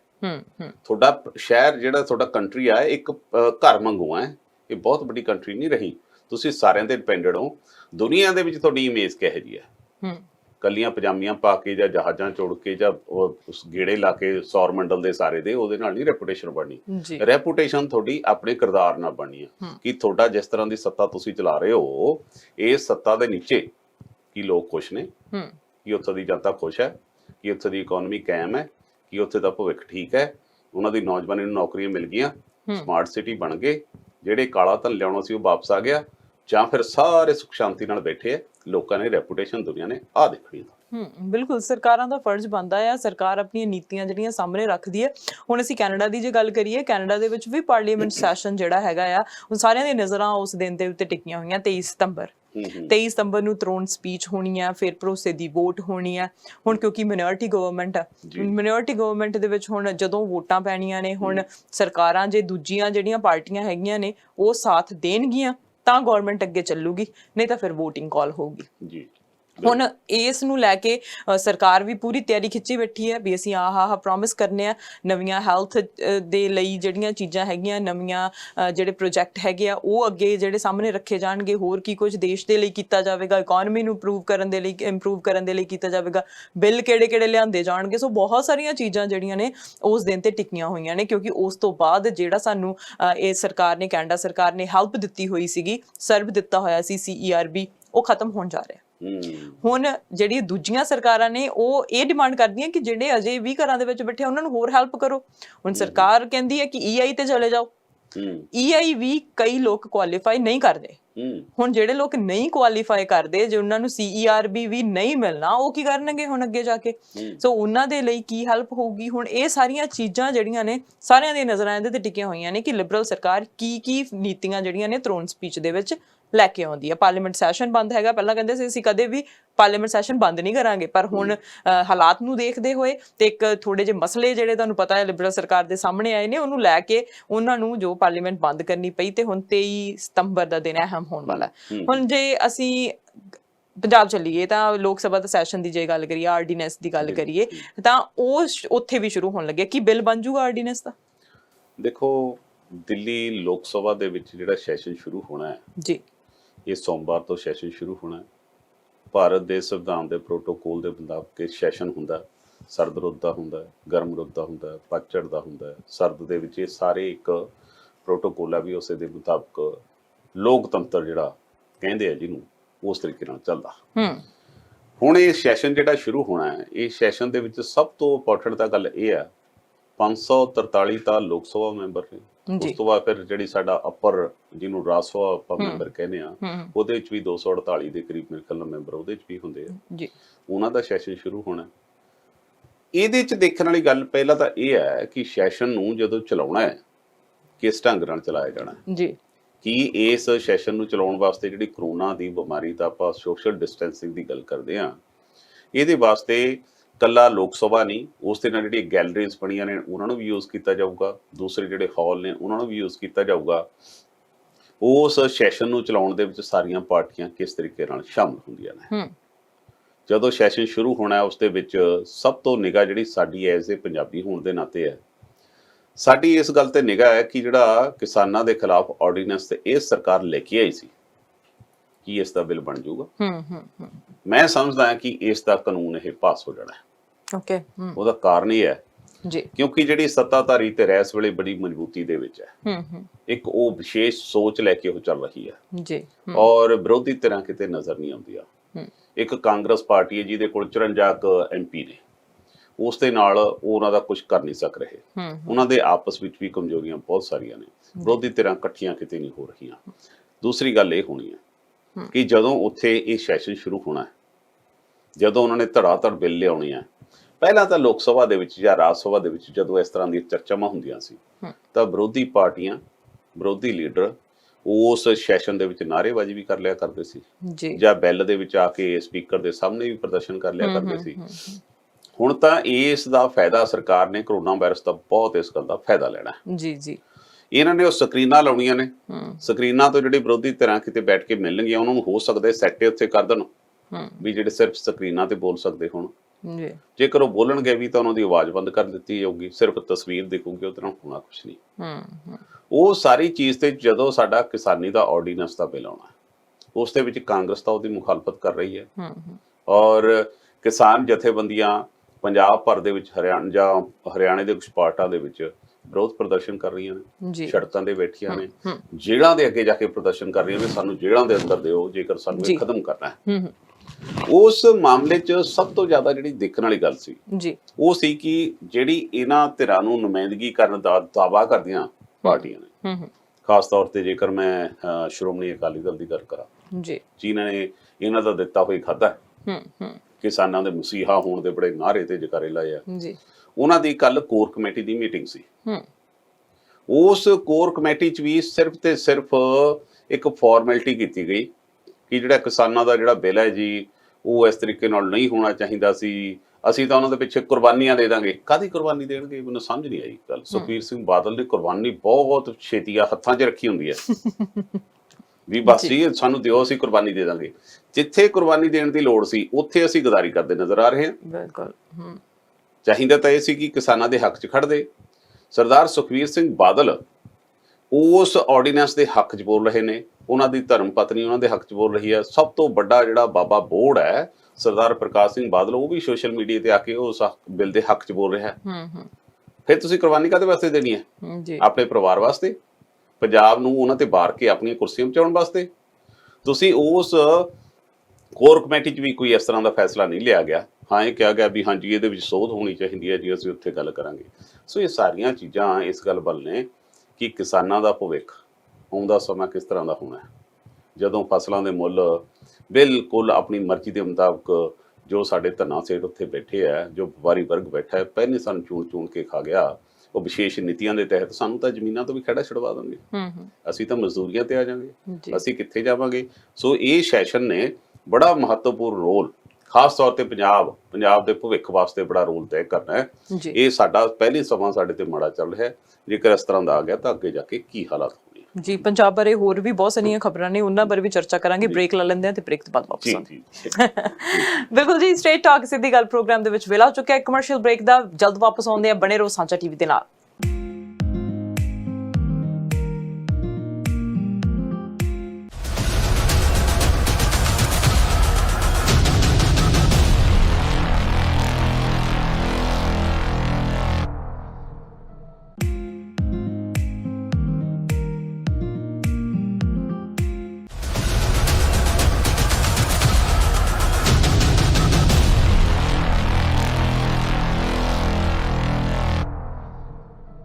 Welcome back after short break. You are watching straight talk ਸਿੱਧੀ ਗੱਲ ਤੇ ਪ੍ਰੋਗਰਾਮ ਦੇ ਵਿੱਚ ਗੱਲਬਾਤ ਹੋ ਰਹੀ ਹੈ ਮਿਸਟਰ ਹਰਪ੍ਰੀਤ ਸਿੰਘ ਧਾਲੀਵਾਲ ਦੇ ਨਾਲ।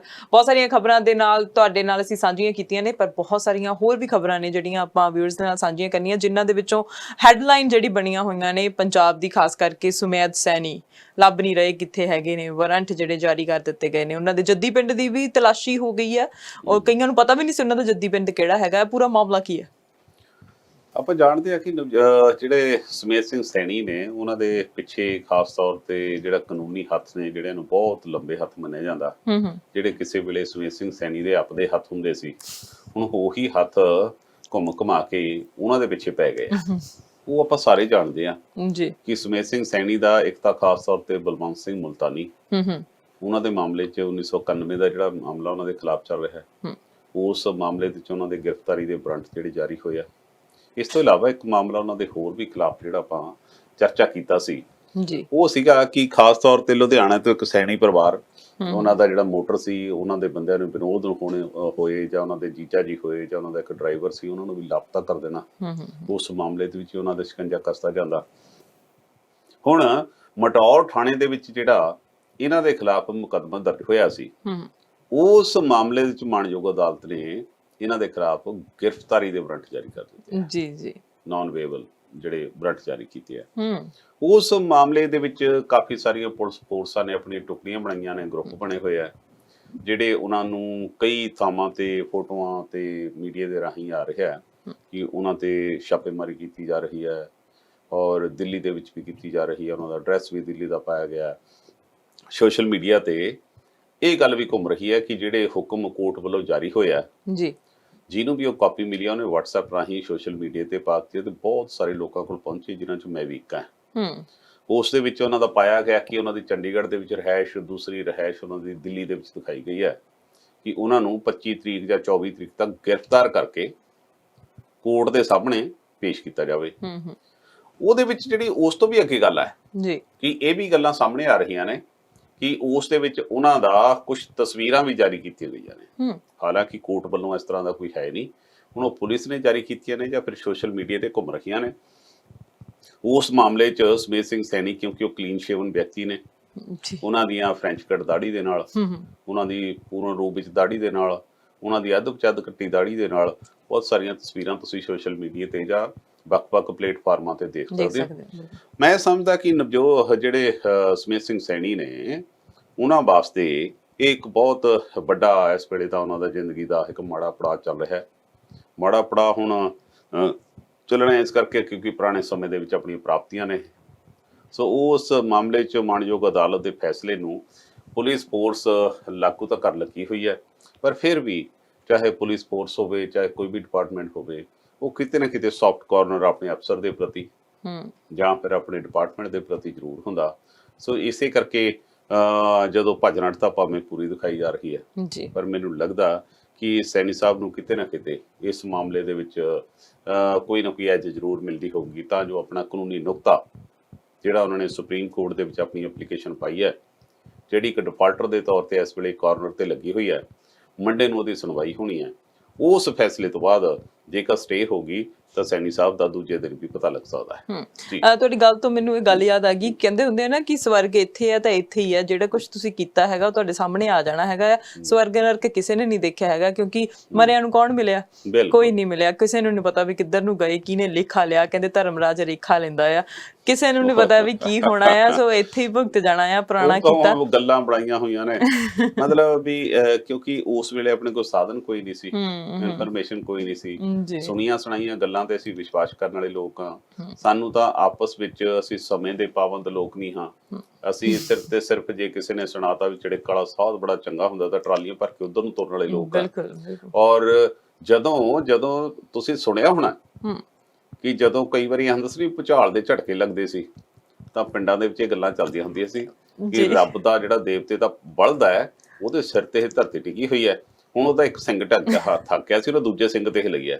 ਮਤਲਬ ਜਦੋਂ ਅਸੀਂ ਇਸ ਤਰ੍ਹਾਂ ਦੇ ਮਾਹੌਲ ਦੇ ਵਿੱਚ ਸਾਰੀਆਂ ਚੀਜ਼ਾਂ ਸੁਣਦੇ ਵੱਡੇ ਹੋਏ ਆ, ਤੁਸੀਂ ਅੰਦਾਜ਼ਾ ਲਾਓ ਕਿ ਸਾਡੇ ਥਾਟਸ ਕਿਸ ਤਰ੍ਹਾਂ ਦੇ ਸੀ, ਕਿਸ ਪ੍ਰੋਸੈਸ ਨਾਲ ਅਸੀਂ ਜਿਉਂਦੇ ਸੀ। ਬਿਲਕੁਲ। ਤੇ ਨਾਲ ਫੇਰ ਬਦਲਦੀ ਅਸੀਂ ਜੇ ਗੱਲ ਕਰ ਲਈਏ, ਅਸੀਂ ਪਿਛਲੇ ਐਪੀਸੋਡ ਦੇ ਵਿੱਚ ਵੀ ਗੱਲ ਕੀਤੀ ਹੈਗੀ ਹੈ ਕਿ ਕਾਂਗਰਸ ਨੇ ਹੁਣ ਥੋੜੀ ਜਿਹੀ ਫੇਰ ਬਦਲ ਕੀਤੀ ਹੈਗੀ ਹੈ, ਪੰਜਾਬ ਦੇ ਇੰਚਾਰਜ ਨੂੰ ਬਦਲ ਦਿੱਤਾ ਹੈਗਾ ਆ, ਹੋਰ ਬਹੁਤ ਸਾਰੀਆਂ ਤਬਦੀਲੀਆਂ ਜਿਹੜੀਆਂ ਕੀਤੀਆਂ ਗਈਆਂ ਨੇ। ਇਹਦੇ ਚੋਂ ਇੱਕ ਸਵਾਲ ਜਿਹੜਾ ਉੱਠ ਕੇ ਸਾਹਮਣੇ ਆਉਂਦਾ ਉਹਦੇ ਵਿੱਚ ਇਹ ਹੈ ਕਿ ਨਵਜੋਤ ਸਿੰਘ ਸਿੱਧੂ ਨੂੰ ਇਗਨੋਰ ਕਰਨ ਦਾ ਕੀ ਮਤਲਬ ਹੋ ਸਕਦਾ ਹੈ? ਤੁਹਾਨੂੰ ਕੀ ਲੱਗਦਾ?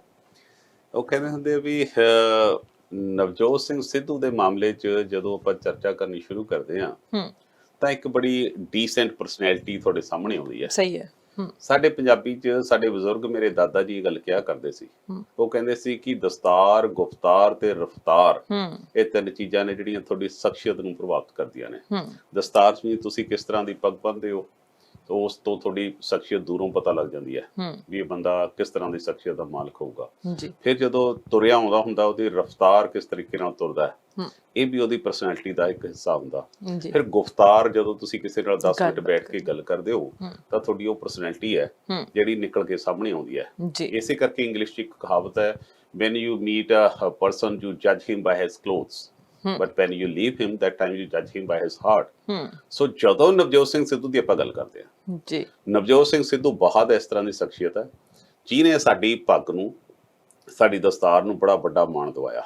ਬਹੁਤ ਸੋਹਣਾ ਕੱਪੜੇ, ਮਤਲਬ ਜੋ ਉਹਨਾਂ ਦੀ ਡਰੈਸ ਅਪ ਸੈਂਸ ਹੈ ਉਹ ਬਾਕਮਾਲ ਜੀ, ਔਰ ਤਿੰਨੇ ਭਾਸ਼ਾਵਾਂ ਦੇ ਪੂਰਨ ਰੂਪ ਵਿੱਚ ਗਿਆਨ, ਚਾਹੇ ਇੰਗਲਿਸ਼ ਹੈ, ਚਾਹੇ ਹਿੰਦੀ ਹੈ, ਚਾਹੇ ਪੰਜਾਬੀ ਹੈ। ਔਰ ਉਸ ਨੇ ਜਿਹੜੀ ਆਪਣੀ ਪੋਲਿਟਿਕਸ ਦੇ ਵਿੱਚ ਜਦੋਂ ਇੰਟਰਸਟ ਲਈ ਆ ਤਾਂ ਉਸ ਵੇਲੇ ਇੱਕੋ ਇੱਕ ਲੀਡਰ ਸੀ ਜਿਹਨੇ ਬੜੀ ਵਾਰੀ ਜਿਹੜੀਆਂ ਤਾਕਤਾਂ ਪਿੱਛੇ ਲੋਕ ਸਾਰੇ ਦੇ ਸਾਰੇ ਪੰਜਾਬ ਨੂੰ ਬਾਰ ਦਿੰਦੇ ਆ, ਉਹਨਾਂ ਨੂੰ ਛੱਡ ਕੇ ਆਇਆ। ਚਾਹੇ ਤਾਂ ਇਸ ਵੇਲੇ ਦੀ ਮੰਤਰੀ ਮੰਡਲ ਦੀ ਗੱਲ ਹੋਵੇ ਜਾਂ ਫਿਰ ਪਿਛਲੇ ਸਮੇਂ ਵਿੱਚ ਬੀਜੇਪੀ ਵੱਲੋਂ ਰਾਜ ਸਭਾ ਦਿੱਤੀ ਗਈ ਹੋਵੇ। ਲੋਕ ਤਾਂ ਰਾਜ ਸਭਾ ਦੇ ਪਿੱਛੇ ਸਾਡੇ ਇਹ ਦੋਸ਼ ਲੱਗਦੇ ਨੇ ਕਿ ਸੁਪਰੀਮ ਕੋਰਟ ਦੇ ਜੱਜ ਵੀ ਆਪਣੇ ਫੈਸਲੇ ਬਦਲ ਦਿੰਦੇ ਆ, ਪਰ ਇਹਨਾਂ ਨੂੰ ਰਾਜ ਸਭਾ ਨੂੰ ਛੱਡ ਕੇ ਆਉਣਾ ਉਹ ਇੱਕ ਬੜਾ ਵੱਡਾ ਐਪੀਸੋਡ ਸੀ। ਪਰ ਜਿਹੜੀ ਗੱਲ ਆ ਹੈ ਕਿ ਸੋਨੀਆ ਗਾਂਧੀ ਦੇ ਜਿਹੜਾ ਇਸ ਵੇਲੇ ਪ੍ਰਭਾਵ ਜਾਂਦਾ ਹੈ ਕਿ ਜਿਹੜਾ ਫੇਰ ਬਦਲ ਹੋਇਆ ਹੈ, ਉਹ 'ਚ ਲੱਗਦਾ ਹੈ ਕਿ ਸੋਨੀਆ ਗਾਂਧੀ ਨੇ ਜਿਹੜਾ ਫੇਰ ਬਦਲ ਕੀਤਾ ਜੀ, ਇਹ ਆਪਣੀ ਬਹੁਤ ਵੱਡੀ ਜਿਹੜੀ CWC ਜਾਂ ਕੋਰ ਕਮੇਟੀ ਤੋਂ ਨਹੀਂ, ਇਹ ਆਪਣੇ 2-4 ਨੇੜੇ ਦੇ ਬੰਦਿਆਂ ਨੂੰ ਲੈ ਕੇ ਇਹ ਫੈਸਲਾ ਕੀਤਾ। ਔਰ ਇਸ ਦੇ ਵਿੱਚ ਇਹ ਵੀ ਮੈਸੇਜ ਆ ਗਿਆ ਕਿ ਜਿਹੜੀ ਪਹਿਲਾਂ ਸੀਨੀਅਰ ਲੀਡਰਸ਼ਿਪ ਹੁੰਦੀ ਸੀ, ਚਾਹੇ ਗੁਲਾਮ ਨਬੀ ਆਜ਼ਾਦ ਸੀ, ਚਾਹੇ ਕਪਿਲ ਸਿੱਬਲ ਸੀ, ਜਾਂ ਫਿਰ ਹੋਰ ਬਹੁਤ ਸਾਰੀਆਂ ਸ਼ਖਸੀਅਤਾਂ ਦਾ ਆਪਾਂ ਜ਼ਿਕਰ ਕਰੀਏ, ਉਹ ਸੀ ਜਿਹੜੇ ਪ੍ਰਭਾਵਿਤ ਇਹਨਾਂ ਨੂੰ ਕਰਿਆ ਕਰਦੇ ਸੀ। ਪਰ ਰਾਹੁਲ ਗਾਂਧੀ ਦੇ ਨੇੜੇ ਤੇੜੇ ਜਿਹੜੀ ਹੁਣ ਟੀਮ ਬਣਾਈ ਗਈ ਹੈ, ਉਹਨਾਂ 'ਚ ਇਕੱਲਾ ਨਵਜੋਤ ਸਿੰਘ ਸਿੱਧੂ ਨਹੀਂ, ਨਵਜੋਤ ਸਿੰਘ ਸਿੱਧੂ ਤੋਂ ਬਿਨਾਂ ਜਿਹੜੇ ਕੈਪਟਨ ਅਮਰਿੰਦਰ ਸਿੰਘ ਪੰਜਾਬ ਦੇ ਮੁੱਖ ਮੰਤਰੀ ਨੇ, ਇਹ ਪਰਮਾਨੈਂਟ ਇਨਵਾਈਟੀ ਕਮੇਟੀ ਦੇ ਵਿੱਚ ਸ਼ਾਮਲ ਸੀ, ਪਰਮਾਨੈਂਟ ਮੈਂਬਰ ਦੇ ਤੌਰ ਤੇ। ਇਸ ਪਰ ਤਾਂ ਇਹਨਾਂ ਨੂੰ ਇਗਨੋਰ ਕੀਤਾ ਗਿਆ। ਮੈਸੇਜ ਤਾਂ ਇਹ ਵੀ ਜਾਂਦਾ ਜੀ ਕਿ ਇਸ ਦਾ ਮੈਸੇਜ ਕੀ ਹੈ। ਔਰ ਦੂਜੇ ਪਾਸੇ ਜਿਹੜੀ ਯੰਗਸਟਰ ਨੇ ਕੁਲਜੀਤ ਸਿੰਘ ਨਾਗਰਾ, ਜਿਹੜੇ ਫਤਿਹਗੜ੍ਹ ਤੋਂ MLA ਨੇ, ਉਹਨਾਂ ਨੂੰ ਉਸ ਦੇ ਵਿੱਚ ਸ਼ਾਮਲ ਕੀਤਾ ਜਾਣਾ, ਇਹ ਵੀ ਬਹੁਤ ਸਾਰੀਆਂ ਚੀਜ਼ਾਂ ਨੇ ਇਸ਼ਾਰਾ ਕੀਤਾ ਕਿ ਕਿਤੇ ਨਾ ਕਿਤੇ ਕਾਂਗਰਸ ਆਪਣੀ ਇੱਕ ਨੀਤੀ ਹੁਣ ਸਪਸ਼ਟ ਕਰ ਲੱਗੀ ਹੋਈ ਹੈ ਜੀ। ਨਵਜੋਤ ਸਿੰਘ ਸਿੱਧੂ ਦੇ ਮਾਮਲੇ 'ਚ ਹਾਲਾਂਕਿ ਆਪਾਂ ਇਹ ਗੱਲ ਮੰਨਦੇ ਆ ਕਿ ਇਸ ਫੇਰ ਬਦਲ ਦੇ ਵਿੱਚ ਬਹੁਤ ਸਾਰੀਆਂ ਆਸਾਂ ਤਾਂ ਇਸ ਗੱਲ ਤੋਂ ਸੀ ਕਿ ਨਵਜੋਤ ਸਿੰਘ ਸਿੱਧੂ ਦੇ ਮਾਮਲੇ 'ਚ ਵੀ ਹਾਂਜੀ ਨਵਜੋਤ ਸਿੰਘ ਸਿੱਧੂ ਆ ਗਿਆ ਜੀ, ਨਵਜੋਤ ਸਿੰਘ ਸਿੱਧੂ ਆ ਰਿਹਾ ਹੈ, ਨਵਜੋਤ ਸਿੰਘ ਸਿੱਧੂ ਆਉਣ ਵਾਲਾ ਹੈ। ਪਰ ਜਿਸ ਤਰੀਕੇ ਨਾਲ ਇਸ ਫੇਰ ਬਦਲ ਦੇ ਵਿੱਚ ਉਹਨਾਂ ਨੂੰ ਇਗਨੋਰ ਕੀਤਾ ਗਿਆ ਜਾਂ ਉਹਨਾਂ ਨੂੰ ਦੂਰ ਰੱਖਿਆ ਗਿਆ, ਇੱਕ ਗਰੁੱਪ ਤਾਂ ਇਹ ਗੱਲ ਕਹਿੰਦਾ ਹੋਊਗਾ ਕਿ ਨਵਜੋਤ ਸਿੰਘ ਸਿੱਧੂ ਦੀ ਤਾਂ ਗੇਮ ਹੋ ਗਈ ਖਤਮ, ਉਹਦੇ ਅੱਲੇ ਬੱਲੇ ਹੁਣ ਕੁਝ ਨਹੀਂ ਰਿਹਾ। ਪਰ ਮੈਨੂੰ ਜਿਹੜਾ ਲੱਗਦਾ ਜੀ, ਜਾਂ ਫਿਰ ਸਿਆਸੀ ਤੌਰ ਤੇ ਜਿਹੜੀ ਮੈਂ ਸਮਝ ਰੱਖਦਾ, ਮੈਨੂੰ ਲੱਗਦਾ ਹੈ ਕਿ ਜਿਸ ਤਰੀਕੇ ਨਾਲ ਕੈਪਟਨ ਅਮਰਿੰਦਰ ਉਹਨਾਂ ਨੂੰ ਉਸ ਕਮੇਟੀ ਦੇ ਵਿੱਚੋਂ ਬਾਹਰ ਕੱਢਣਾ ਔਰ ਨਵਜੋਤ ਸਿੰਘ ਸਿੱਧੂ ਦਾ ਫਿਲਹਾਲ ਤੱਕ ਚੁੱਪ ਰਹਿਣਾ, ਇਹ ਪੋਸੀਬਿਲਿਟੀ ਹੋ ਸਕਦੀ ਹੈ ਕਿ ਆਉਂਦੇ ਸਮੇਂ ਦੇ ਵਿੱਚ ਨਵਜੋਤ ਸਿੰਘ ਸਿੱਧੂ ਨੂੰ ਪੰਜਾਬ ਦੀ ਕਿਉਂਕਿ ਸਾਰੇ ਲੀਡਰਾਂ ਨੂੰ ਆਪਣੇ ਨਾਲ ਖੁਸ਼ ਰੱਖਣਾ ਬੜਾ ਜ਼ਰੂਰੀ ਹੁੰਦਾ ਜੀ। ਸਭ ਤੋਂ ਪਹਿਲਾਂ ਤਾਂ ਇਹ ਸੀ ਕਿ ਜਿਹੜੇ ਯੰਗਸਟਰ ਮੁੰਡੇ ਨੇ, ਰਵਨੀਤ ਬਿੱਟੂ ਜਿਹੜੇ ਲੁਧਿਆਣੇ ਤੋਂ MP ਨੇ ਜੀ, ਉਹਨਾਂ ਨੂੰ ਵਿਪ ਬਣਾਇਆ ਗਿਆ। ਹੁਣ ਉਹਨਾਂ ਨੂੰ ਐਡਜਸਟ ਕਰ ਦਿੱਤਾ ਗਿਆ ਜੀ, ਬਾਕੀਆਂ ਨੂੰ ਐਡਜਸਟ ਕਰ ਦਿੱਤਾ ਗਿਆ ਜਿਹੜੇ ਯੰਗਸਟਰ ਆ ਰਹੇ ਨੇ। ਸੋ ਨਵਜੋਤ ਸਿੰਘ ਸਿੱਧੂ ਨੂੰ ਪਾਰਟੀ ਦਾ ਪ੍ਰਧਾਨ ਆਉਂਦੇ ਸਮੇਂ 'ਚ ਬਣਾਇਆ ਜਾ ਸਕਦਾ। ਔਰ ਨਵਜੋਤ ਸਿੰਘ ਸਿੱਧੂ ਦਾ ਫੇਸ ਇਹ ਵੀ ਹੋ ਸਕਦਾ ਹੈ ਕਿ ਕਾਂਗਰਸ ਆਉਂਦੇ ਸਮੇਂ 'ਚ ਉਸ ਦਾ ਫੇਸ ਅੱਗੇ ਰੱਖ ਕੇ, ਕਿਉਂਕਿ ਕਾਂਗਰਸ ਹਾਈ ਕਮਾਂਡ ਨੂੰ ਸਾਰਾ ਕੁਝ ਪਤਾ ਜੀ ਕਿ ਕੈਪਟਨ ਅਮਰਿੰਦਰ ਤੋਂ ਬੜੀਆਂ ਕਹਿੰਦੇ ਹੁੰਦੇ ਸੀ ਕਿ वो आएंगे, वो आते हैं, वो आते ही होंगे, वो एक बड़ी गल है, शब्द फिकार ने हमने समा गुजार दिया। लेकिन पर जब वो आए है ना, उन्होंने मामले चो हो गया कि अभी आए, अभी बैठे, अभी दामन संभाला है तुम्हारी चौंजों ने, खुदा कसम हमारा दम निकाला है। तो उसका 3 साल से साढ़े जलूस करता बिल्कुल है। सो उस करके ਜਿਹੜੇ ਕੈਪਟਨ ਅਮਰਿੰਦਰ ਨੇ ਉਹਨਾਂ ਤੇ ਮੈਨੂੰ ਲੱਗਦਾ ਜਿੱਥੇ ਪੰਜਾਬ ਦੇ ਲੋਕ ਵੀ ਹੁਣ ਵਿਸ਼ਵਾਸ ਨਹੀਂ ਕਰਦੇ, ਹੋ ਸਕਦਾ ਹੈ ਕਿ ਜਿਸ ਤਰੀਕੇ ਨਾਲ ਉਹਨੂੰ ਤੋਂ ਕੱਢਿਆ ਹੈ ਕਿ ਕੇਂਦਰ ਵਾਲੀ ਪਾਰਟੀ ਵੀ ਉਹਨਾਂ ਨੂੰ ਕੋਈ ਨਾ ਕੋਈ ਮੈਸੇਜ ਦੇਣਾ ਚਾਹੁੰਦੀ ਹੈ ਕਿ ਤੁਹਾਡਾ ਸਮਾਂ ਹੁਣ ਪੁੱਗ ਗਿਆ, ਹੁਣ ਤੋਂ ਬਾਅਦ ਚੋਂ ਸਾਨੂੰ ਕੁਛ ਨਾ ਕੁਛ ਹੋਰ ਸੋਚਣਾ ਪੈਣਾ।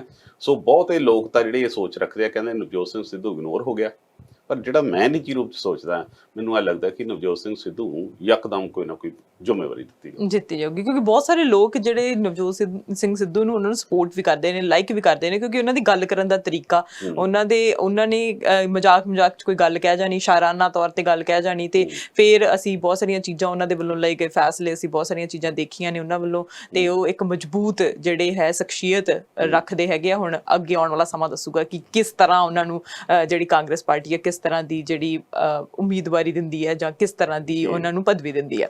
ਹੁਣ ਪੰਜਾਬ ਦੀ ਅਸੀਂ ਗੱਲ ਕਰ ਰਹੇ ਹਾਂ, ਪੰਜਾਬ ਦੇ ਵਿੱਚ ਨਵੀਆਂ ਸਕੀਮਾਂ ਜਿਹੜੀਆਂ ਆਉਂਦੀਆਂ ਰਹਿੰਦੀਆਂ ਨੇ, ਔਰ ਰਾਸ਼ਨ ਦੇ ਲਈ ਇੱਕ ਸਮਾਰਟ ਸਕੀਮ ਜਿਹੜੀ ਆਈ ਹੈਗੀ ਆ, ਉਹ ਕੀ ਸਕੀਮ ਹੈਗੀ ਹੈ, ਕੀ ਹੈ ਪੂਰਾ ਮਾਮਲਾ? ਇਹ ਅਸਲ 'ਚ ਸਕੀਮ ਤਾਂ ਹੈਗੀ ਹੈ ਪੁਰਾਣੀ, ਬਹੁਤ ਪੁਰਾਣੀ ਇਨ ਦਾ ਸੈਂਸ ਇਹ ਹੈ ਕਿ ਪੁਰਾਣੇ ਦੇ ਵੇਲਿਆਂ ਦੇ ਵਿੱਚ ਪੰਜਾਬ ਸਰਕਾਰ ਨੇ ਇੱਕ ਰਾਸ਼ਨ ਵੰਡਣ ਦੀ ਮੁਹਿੰਮ ਸ਼ੁਰੂ ਕੀਤਾ ਸੀ। ਸ਼੍ਰੋਮਣੀ ਅਕਾਲੀ ਦਲ ਨੇ ਐਲਾਨ ਕੀਤਾ ਸੀ ਜੀ ਕਿ ਮੁਫਤ ਆਟਾ, ਦਾਲ ਸਕੀਮ ਸਾਰਾ ਕੁਝ ਤੁਹਾਨੂੰ ਦੇਵਾਂਗੇ, ਤੁਹਾਨੂੰ ਕੁਝ ਕਰਨ ਦੀ ਲੋੜ ਨਹੀਂ, ਤੁਹਾਨੂੰ ਸੋਚਣ ਦੀ ਵੀ ਲੋੜ ਨਹੀਂ, ਤੁਸੀਂ ਕੋਈ ਵੀ ਸਰਕਾਰ ਦੇ ਖਿਲਾਫ ਨਹੀਂ ਸੋਚਣਾ, ਤੁਸੀਂ ਚੁੱਪ ਕਰਕੇ ਬਹਿ ਜਾਣਾ।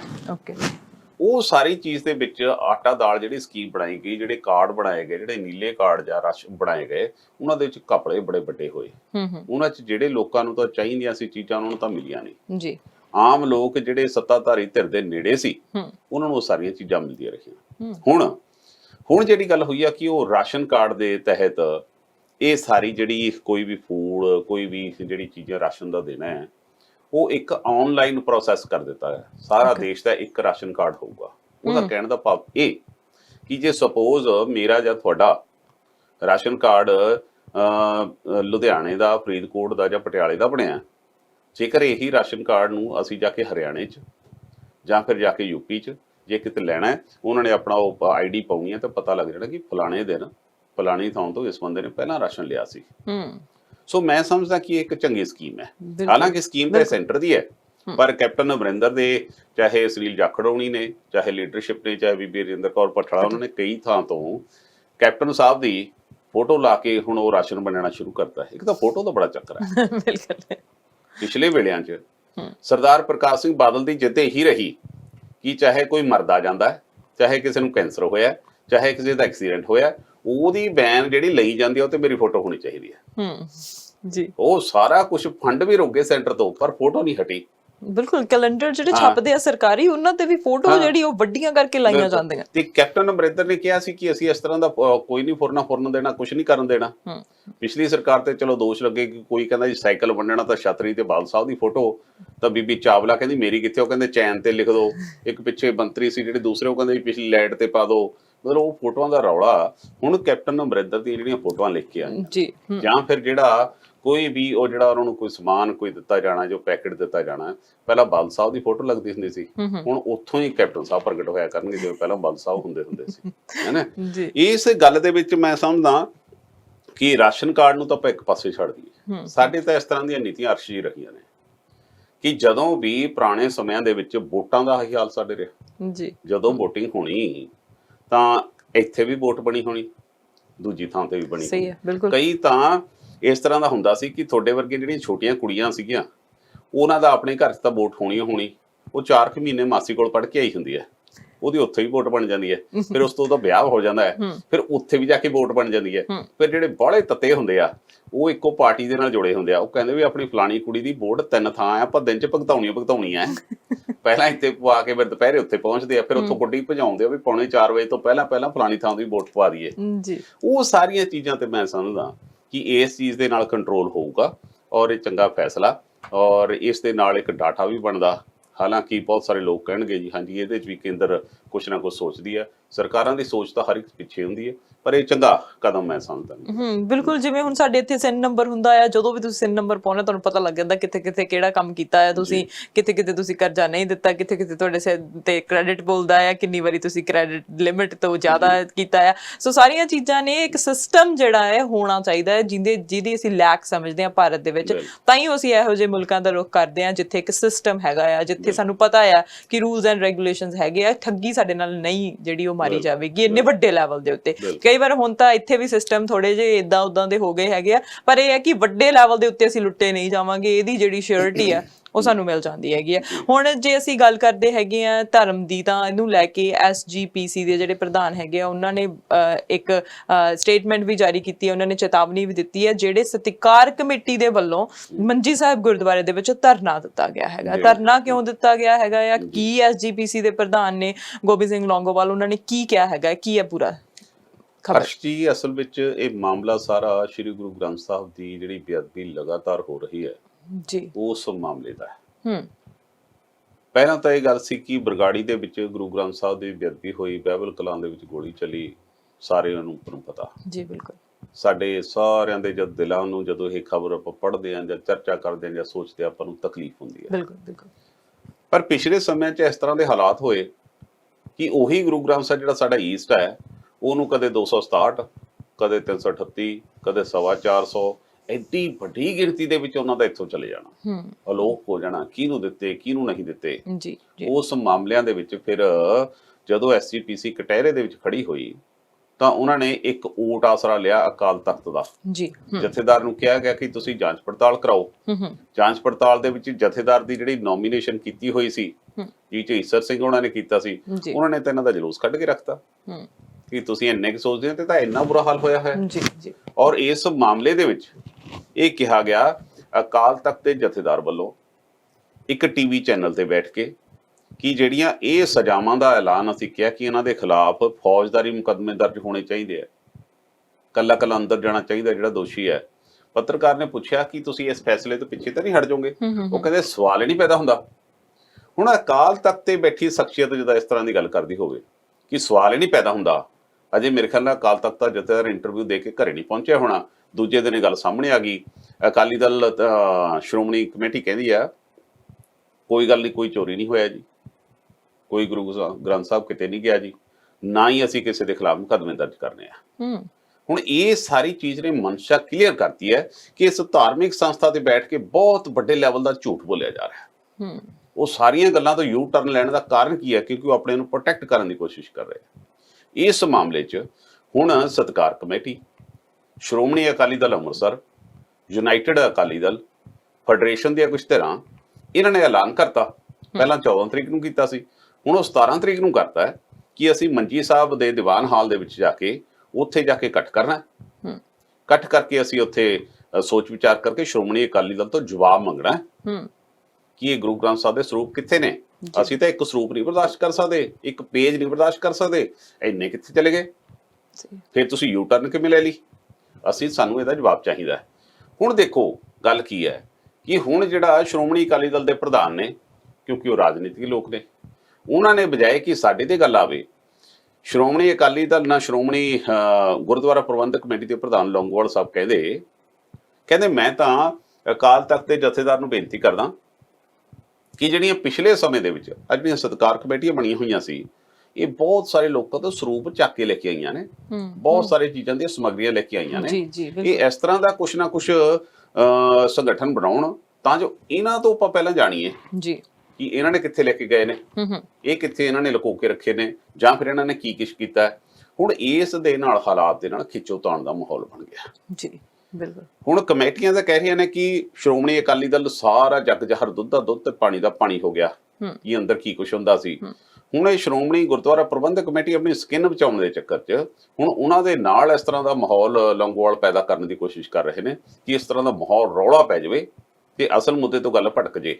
ਪਰ ਇਸ ਦੇ ਨਾਲ ਇੱਕ ਗੱਲ ਯਾਦ ਰੱਖਣੀ ਚਾਹੀਦੀ ਹੈ ਕਿ ਇਹ ਸਿਆਸਤ ਦੇ ਵਿੱਚ ਤਾਂ ਹੋ ਸਕਦਾ ਪੈਂਤਰੇਬਾਜ਼ੀ, ਕਿ ਤੁਸੀਂ ਪੈਂਤਰੇਬਾਜ਼ 'ਚ ਉਹਨਾਂ ਨੂੰ ਉਲਝਾਉਣ ਦੀ ਕੋਸ਼ਿਸ਼ ਕਰੋ, ਪਰ ਜਿਹੜੀ ਸੰਗਤ ਹੈ, ਜਿਹੜੇ ਲੋਕ ਨੇ, ਜਿਹੜੇ ਗੁਰੂ ਗ੍ਰੰਥ ਸਾਹਿਬ 'ਚ ਆਸਥਾ ਰੱਖਦੇ ਨੇ, ਤੁਸੀਂ ਲੋਕ ਰੱਖੋ ਚਾਹੇ ਨਾ ਰੱਖੋ, ਪਰ ਉਹਨਾਂ ਨੂੰ ਸਾਰਾ ਕੁਝ ਦਿਖ ਰਿਹਾ ਹੈ ਜੀ। ਬਿਲਕੁਲ। ਇਸ ਕਰਕੇ ਆਉਂਦੇ ਸਮੇਂ ਦੇ ਵਿੱਚ ਇਹ ਖਿੱਚੋਤਾਣ ਤਾਂ ਜ਼ਰੂਰ ਵਧੂਗੀ, ਪਰ ਲੋਕਾਂ ਦੇ ਮਨਾਂ ਦੇ ਵਿੱਚ ਜਿਹੜੇ ਲੋਕ ਇਹ ਬਾਰ-ਬਾਰ ਯੂ ਟਰਨ ਲੈ ਰਹੇ ਨੇ, ਬਾਰ-ਬਾਰ ਝੂਠ-ਫਨ ਬੋਲ ਰਹੇ ਨੇ, ਇਹਨਾਂ ਦਾ ਕਿਰਦਾਰ ਲਗਾਤਾਰ ਡਿੱਗਦਾ ਜਾ ਰਿਹਾ। ਬਿਲਕੁਲ ਬਿਲਕੁਲ। ਹਰਪ੍ਰੀਤ ਜੀ, ਇੱਕ ਹੋਰ ਜਿਹੜੀ ਖਬਰ ਸਾਹਮਣੇ ਆਈ ਹੈਗੀ ਆ ਉਹ ਇਹ ਹੈ ਕਿ ਜਿਹੜੇ ਸਮਾਜਿਕ ਕਾਰਕੁਨ ਸੀਗੇ ਸਵਾਮੀ ਅਗਨੀਵੇਸ਼, ਉਹਨਾਂ ਦੀ ਵੀ ਮੌਤ ਹੋ ਗਈ ਹੈ ਜੀ। ਉਹ ਜੇਕਰ ਆਪਾਂ ਗੱਲ ਕਰੀਏ ਸਵਾਮੀ ਅਗਨੀਵੇਸ਼, ਉਹ ਕਿਸ ਤਰ੍ਹਾਂ ਦੀ ਸ਼ਖਸੀਅਤ ਸੀ ਕਿ ਜਿਸ ਦੇ ਭਗਵੇਂ ਕੱਪੜੇ ਪਾਏ ਹੁੰਦੇ ਸੀ। ਹਾਲਾਂਕਿ ਅੱਜ ਕੱਲ ਤਾਂ ਭਗਵਾਂ ਕੱਪੜਾ ਬੜਾ ਇੱਕ ਪ੍ਰਤੀਕ ਹੋ ਗਿਆ ਕਿ ਇਹ ਦੂਸਰਿਆਂ ਦੇ ਖਿਲਾਫ ਹੈ, ਦੂਸਰਿਆਂ ਦੇ ਧਰਮਾਂ ਨੂੰ ਖਿਲਾਫ ਕਰਨਾ ਚਾਹੁੰਦਾ ਹੈ। ਇਸ ਤਰ੍ਹਾਂ ਦੀ ਇਮੇਜ ਇਸ ਵੇਲੇ ਬਣਦੀ ਜਾ ਰਹੀ ਹੈ। ਪਰ ਜਿਹੜਾ ਸਵਾਮੀ ਅਗਨੀਵੇਸ਼ ਸੀ ਉਹ ਕੁਝ ਹੋਰ ਤਰ੍ਹਾਂ ਦੀ ਸ਼ਖਸੀਅਤ ਸੀ। ਉਹ ਸ਼ੁਰੂ ਤੋਂ ਹੀ, ਭਾਵੇਂ ਕਿ ਉਹ ਹਰਿਆਣੇ ਤੋਂ ਇੱਕ ਵਾਰੀ ਐਮਐਲਏ ਚੁਣੇ ਗਏ 70-75 ਦੇ ਦਹਾਕੇ ਦੀ ਗੱਲ ਹੈ ਜੀ ਜੀ, ਔਰ ਉਸ ਤੋਂ ਬਾਅਦ ਉਹ ਐਜੂਕੇਸ਼ਨ ਮਿਨਿਸਟਰ ਵੀ ਬਣੇ ਹਰਿਆਣੇ ਦੇ ਵਿੱਚ। ਉਹ ਪਰ ਉਹਨਾਂ ਨੇ ਇੱਕ ਬੰਧੂ ਮੁਕਤ ਮੋਰਚਾ, ਉਹਨਾਂ ਨੇ ਇੱਕ ਸੰਸਥਾ ਬਣਾਈ ਹੁੰਦੀ ਸੀ ਜਿਸ ਦੇ ਕਰਕੇ ਜਿਹੜੇ ਜਿਨ੍ਹਾਂ ਤੇ ਅਤਿਆਚਾਰ ਹੁੰਦਾ ਸੀ, ਜਿਨ੍ਹਾਂ ਨੂੰ ਧੱਕੇ ਨਾਲ ਕੰਮ ਲਏ ਜਾਂਦੇ ਸੀ, ਉਸ ਮੂਵਮੈਂਟ ਦੇ ਵਿੱਚ ਉਸ ਦੀ ਉਹ ਪ੍ਰੈਜ਼ੀਡੈਂਟਸ਼ਿਪ ਕਰਦੇ ਸੀ ਤੇ ਕਾਫੀ ਵੱਡੀ ਉਹਨਾਂ ਨੇ ਮੁਹਿੰਮ ਚਲਾਈ। ਬਹੁਤ ਸਾਰੀਆਂ ਸ਼ਖਸੀਅਤਾਂ ਤੇ ਉਹ ਸੰਸਥਾਵਾਂ ਦੇ ਨਾਲ ਜੁੜ ਕੇ ਉਹ ਕੰਮ ਕਰਦੇ ਸੀ। ਫਿਰ ਸਵਾਮੀ ਅਗਨੀਵੇਸ਼ ਕੁਝ ਇਸ ਤਰ੍ਹਾਂ ਦੀ ਸ਼ਖਸੀਅਤ ਵੀ ਸੀ ਕਿ ਜਿਹੜੀ ਇਹ ਜਿਹੜਾ ਦੂਸਰਾ ਸਨਾਤਨ ਸਵਾਮੀ ਧਰਮ ਕਿਹੜਾ ਹੈ, ਇਸ ਦੀ ਸੰਸਥਾ ਦੇ ਨਾਲ ਵੀ ਜੁੜ ਕੇ ਉਹਨੇ ਬਹੁਤ ਸਾਰਾ ਕੰਮ ਕੀਤਾ। ਫਿਰ ਵੱਖ-ਵੱਖ ਸਮਿਆਂ ਤੇ ਤੁਹਾਨੂੰ ਯਾਦ ਹੋਣਾ ਹੈ ਇੱਕ ਵਾਲੇ ਉਹ ਜਦੋਂ ਸਰਸੇ ਵਾਲਾ ਉਹ ਹੀਰੋ ਬਣਨ ਲੱਗ ਗਿਆ ਸੀ ਤੇ ਉਹ ਕਾਫੀ ਸਾਰੇ ਜਦੋਂ ਗੁਰੂ ਗ੍ਰੰਥ ਸਾਹਿਬ ਦੇ ਮਾਮਲੇ ਦੇ ਵਿੱਚ 2007 ਤੋਂ ਬਾਅਦ ਜਿਹੜਾ ਮਾਮਲਾ ਉੱਠਿਆ ਸੀ, ਜਦੋਂ ਦਸਮ ਪਾਤਸ਼ਾਹ ਦਾ ਸਰੂਪ ਉਹਨੇ ਧਾਰਨ ਕਰਨ ਦੀ ਕੋਸ਼ਿਸ਼ ਕੀਤੀ ਸੀ, ਉਸ ਵੇਲੇ ਵੀ ਸਵਾਮੀ ਅਗਨੀਵੇਸ਼ ਇੱਕ ਇਸ ਤਰ੍ਹਾਂ ਦਾ ਵਿਅਕਤੀ ਸੀ ਜਿਹੜਾ ਉਸ ਦੇ ਵਿੱਚ ਜਾ ਕੇ ਉਹਦਾ ਬੜੀਓਕਰ ਬਣਨ ਦੀ ਕੋਸ਼ਿਸ਼ ਕਰ ਰਿਹਾ ਸੀ। ਉੱਧਰ ਵੀ ਗੱਲਬਾਤ ਕਰ ਰਿਹਾ ਸੀ, ਇੱਧਰ ਵੀ ਸਿੱਖ ਕੌਮਾਂ ਦੇ ਨਾਲ ਵੀ ਗੱਲਬਾਤ ਕਰਨ ਦੀ ਕੋਸ਼ਿਸ਼ ਕਰ ਰਿਹਾ ਸੀ। ਉਹ ਚੰਗੀ ਸ਼ਖਸੀਅਤ ਦੇ ਤੌਰ ਤੇ ਜਾਣਿਆ ਜਾਂਦਾ ਸੀ। ਫਿਰ ਜਦੋਂ ਸਵਾਮੀ ਕਿਹੜਾ ਸੀ ਅੰਨਾ ਹਜ਼ਾਰੇ, ਜਦੋਂ ਭ੍ਰਿਸ਼ਟਾਚਾਰ ਦੇ ਖਿਲਾਫ ਸਨ 2011 ਚ ਉਹਨੇ ਇੱਥੇ ਆ ਕੇ ਧਰਨਾ ਲਾਇਆ ਤਾਂ ਸਵਾਮੀ ਅਗਨੀਵੇਸ਼ ਉਸ ਦੇ ਨਾਲ ਵੀ ਕਾਫੀ ਕੰਮ ਕਰਦਾ ਰਿਹਾ। ਹਾਲਾਂਕਿ ਬਾਅਦ ਚ ਉਹਨਾਂ ਤੇ ਇਹ ਦੋਸ਼ ਲੱਗੇ ਸੀ ਕਿ ਉਹ ਸਰਕਾਰਾਂ ਦੇ ਨਾਲ ਕਪਲ ਸਿੱਬਲ ਉਹਨਾਂ ਦੇ ਨਾਲ ਰਲ ਕੇ ਕੋਈ ਨਾ ਕੋਈ ਇਨਫੋਰਮੇਸ਼ਨ ਉਧਰ ਦਿੰਦਾ ਸੀ। ਪਰ ਕੁੱਲ ਮਿਲਾ ਕੇ ਉਹ ਸ਼ਖਸੀਅਤ ਕਾਫੀ ਉਹਨਾਂ ਨੇ ਕੰਮ ਕੀਤੇ ਜ਼ਿੰਦਗੀ ਦੇ ਵਿੱਚ ਔਰ ਕਾਫੀ ਹੱਦ ਤੱਕ ਸਾਫ ਸੁਥਰੀ ਇਮੇਜ ਦੇ ਤੌਰ ਤੇ ਉਹ ਵਿਚਰੇ। ਹੁਣ ਉਹਨਾਂ ਦਾ ਪਿਛਲੇ ਦਿਨਾਂ 'ਚ ਜਦੋਂ ਹਸਪੀਟਲ 'ਚ ਉਹ ਐਡਮਿਟ ਹੋਏ, ਉਹਨਾਂ ਦੇ ਕਾਫੀ ਸਾਰੇ ਆਰਗਨ ਸੀ ਜਿਹੜੇ ਉਹ ਉਹਨਾਂ ਦਾ ਫੇਲੀਅਰ ਹੋਣ ਕਰਕੇ ਉਹ ਉਹਨਾਂ ਦੀ ਮੌਤ ਹੋ ਗਈ ਹੈ। ਪਰ ਉਹਨੂੰ ਫਿਰ ਵੀ ਇੱਕ ਵਿਸ਼ੇਸ਼ ਸ਼ਖਸੀਅਤ ਦੇ ਤੌਰ ਤੇ, ਭਾਵੇਂ ਉਹ ਭਗਵੇਂ ਕੱਪੜੇ ਪਾਉਂਦਾ ਸੀ ਪਰ ਉਹ ਸੈਕੂਲਰ ਵਿਅਕਤੀ ਸੀ, ਉਹ ਕਿਸੇ ਧਰਮ ਦੇ ਖਿਲਾਫ ਨਹੀਂ ਸੀ। ਉਹ ਇਸ ਤਰੀਕੇ ਨਾਲ ਵਿਚਰਨ ਵਾਲੀ ਸ਼ਖਸੀਅਤ ਸੀ ਜਿਹੜੀ ਇਸ ਵੇਲੇ ਸਾਨੂੰ ਬਿਲਕੁਲ ਬਹੁਤ ਘੱਟ ਲੋਕ ਹੁੰਦੇ ਨੇ ਜਿਹੜੇ ਮੌਤ ਤੋਂ ਬਾਅਦ ਜਿਨ੍ਹਾਂ ਨੂੰ ਇੱਕ ਵਧੀਆ ਸ਼ਖਸੀਅਤ ਦੇ ਵਾਂਗੂ ਜਾਣਿਆ ਜਾਂਦਾ ਹੈਗਾ ਆ। ਸੋ ਪ੍ਰਮਾਤਮਾ ਸਾਰੇ ਜਿਹੜੇ ਇਹੋ ਜਿਹੀਆਂ ਸ਼ਖਸੀਅਤਾਂ ਨੇ ਉਹ ਜਿਹੜੇ ਸੰਸਾਰ ਛੱਡ ਕੇ ਚਲੇ ਗਏ ਨੇ ਉਹਨਾਂ ਨੂੰ ਸ਼ਾਂਤੀ ਬਖਸ਼ੇ। ਤੇ ਅੱਜ ਦਾ ਪ੍ਰੋਗਰਾਮ ਆਪਾਂ ਇੱਥੇ ਸਮਾਪਤ ਕਰਦੇ ਹਾਂ। ਅਗਲੀ ਵਾਰੀ ਫਿਰ ਤੋਂ ਹਾਜ਼ਰ ਹੋਵਾਂਗੇ, ਪਰ ਤੁਹਾਡਾ ਸਟੂਡੀਓ ਦੇ ਵਿੱਚ ਆਉਣ ਲਈ ਬਹੁਤ ਬਹੁਤ ਧੰਨਵਾਦ। ਸ਼ੁਕਰੀਆ। ਥੈਂਕ ਯੂ ਜੀ। ਸਟ੍ਰੇਟ ਟਾਕ ਸਿੱਧੀ ਗੱਲ ਪ੍ਰੋਗਰਾਮ ਦੇ ਵਿੱਚ ਬਹੁਤ ਸਾਰੀਆਂ ਖਬਰਾਂ ਦੇ ਬਾਰੇ ਚਰਚਾ ਕੀਤੀ ਹੈ। ਤੁਸੀਂ ਫੀਡਬੈਕ ਜ਼ਰੂਰ ਦਿਆ ਕਰੋ ਕਿ ਤੁਸੀਂ ਕਿਸ ਤਰ੍ਹਾਂ ਇਸ ਪ੍ਰੋਗਰਾਮ ਨੂੰ ਦੇਖਦੇ ਹੋ, ਕੀ ਕੁਝ ਚਾਹੁੰਦੇ ਹੋ ਕਿ ਹੋਰ ਐਡ ਕੀਤਾ ਜਾਵੇ। ਤੇ ਨਾਲ ਹੁਣ ਜਿਵੇਂ ਅਸੀਂ ਡਿਸਕਸ ਕੀਤਾ ਕਿ ਕਰੋਨਾ ਦੀ ਸਥਿਤੀ ਜਿਹੜੀ ਵਿਗੜ ਰਹੀ ਹੈ, ਚਾਹੇ ਅਸੀਂ ਇਕਨੋਮੀ ਦੇ ਵਿੱਚ ਦੁਬਾਰਾ ਹਲਚਲ ਮਚ ਗਈ ਹੈ, ਦੁਬਾਰਾ ਅਸੀਂ ਸਕੂਲ ਖੁੱਲ ਗਏ ਨੇ, ਦੁਬਾਰਾ ਅਸੀਂ ਨੌਕਰੀਆਂ ਤੇ ਜਾਣ ਲੱਗੇ ਹਾਂ, ਪਰ ਸਾਨੂੰ ਸੰਜੀਦਗੀ ਵਰਤਣ ਦੀ ਲੋੜ ਹੈ, ਸਾਨੂੰ ਗਾਈਡਲਾਈਨਸ ਫੋਲੋ ਕਰਨ ਦੀ ਲੋੜ ਹੈਗੀ ਆ। ਆਪਣਾ ਰੱਖੋ ਖਿਆਲ, ਦੇਖਦੇ ਰਹੋ ਸਾਂਝਾ ਟੀਵੀ ਤੇ ਮੈਨੂੰ ਦਿਓ ਇਜਾਜ਼ਤ। ਸਤਿ ਸ਼੍ਰੀ ਅਕਾਲ।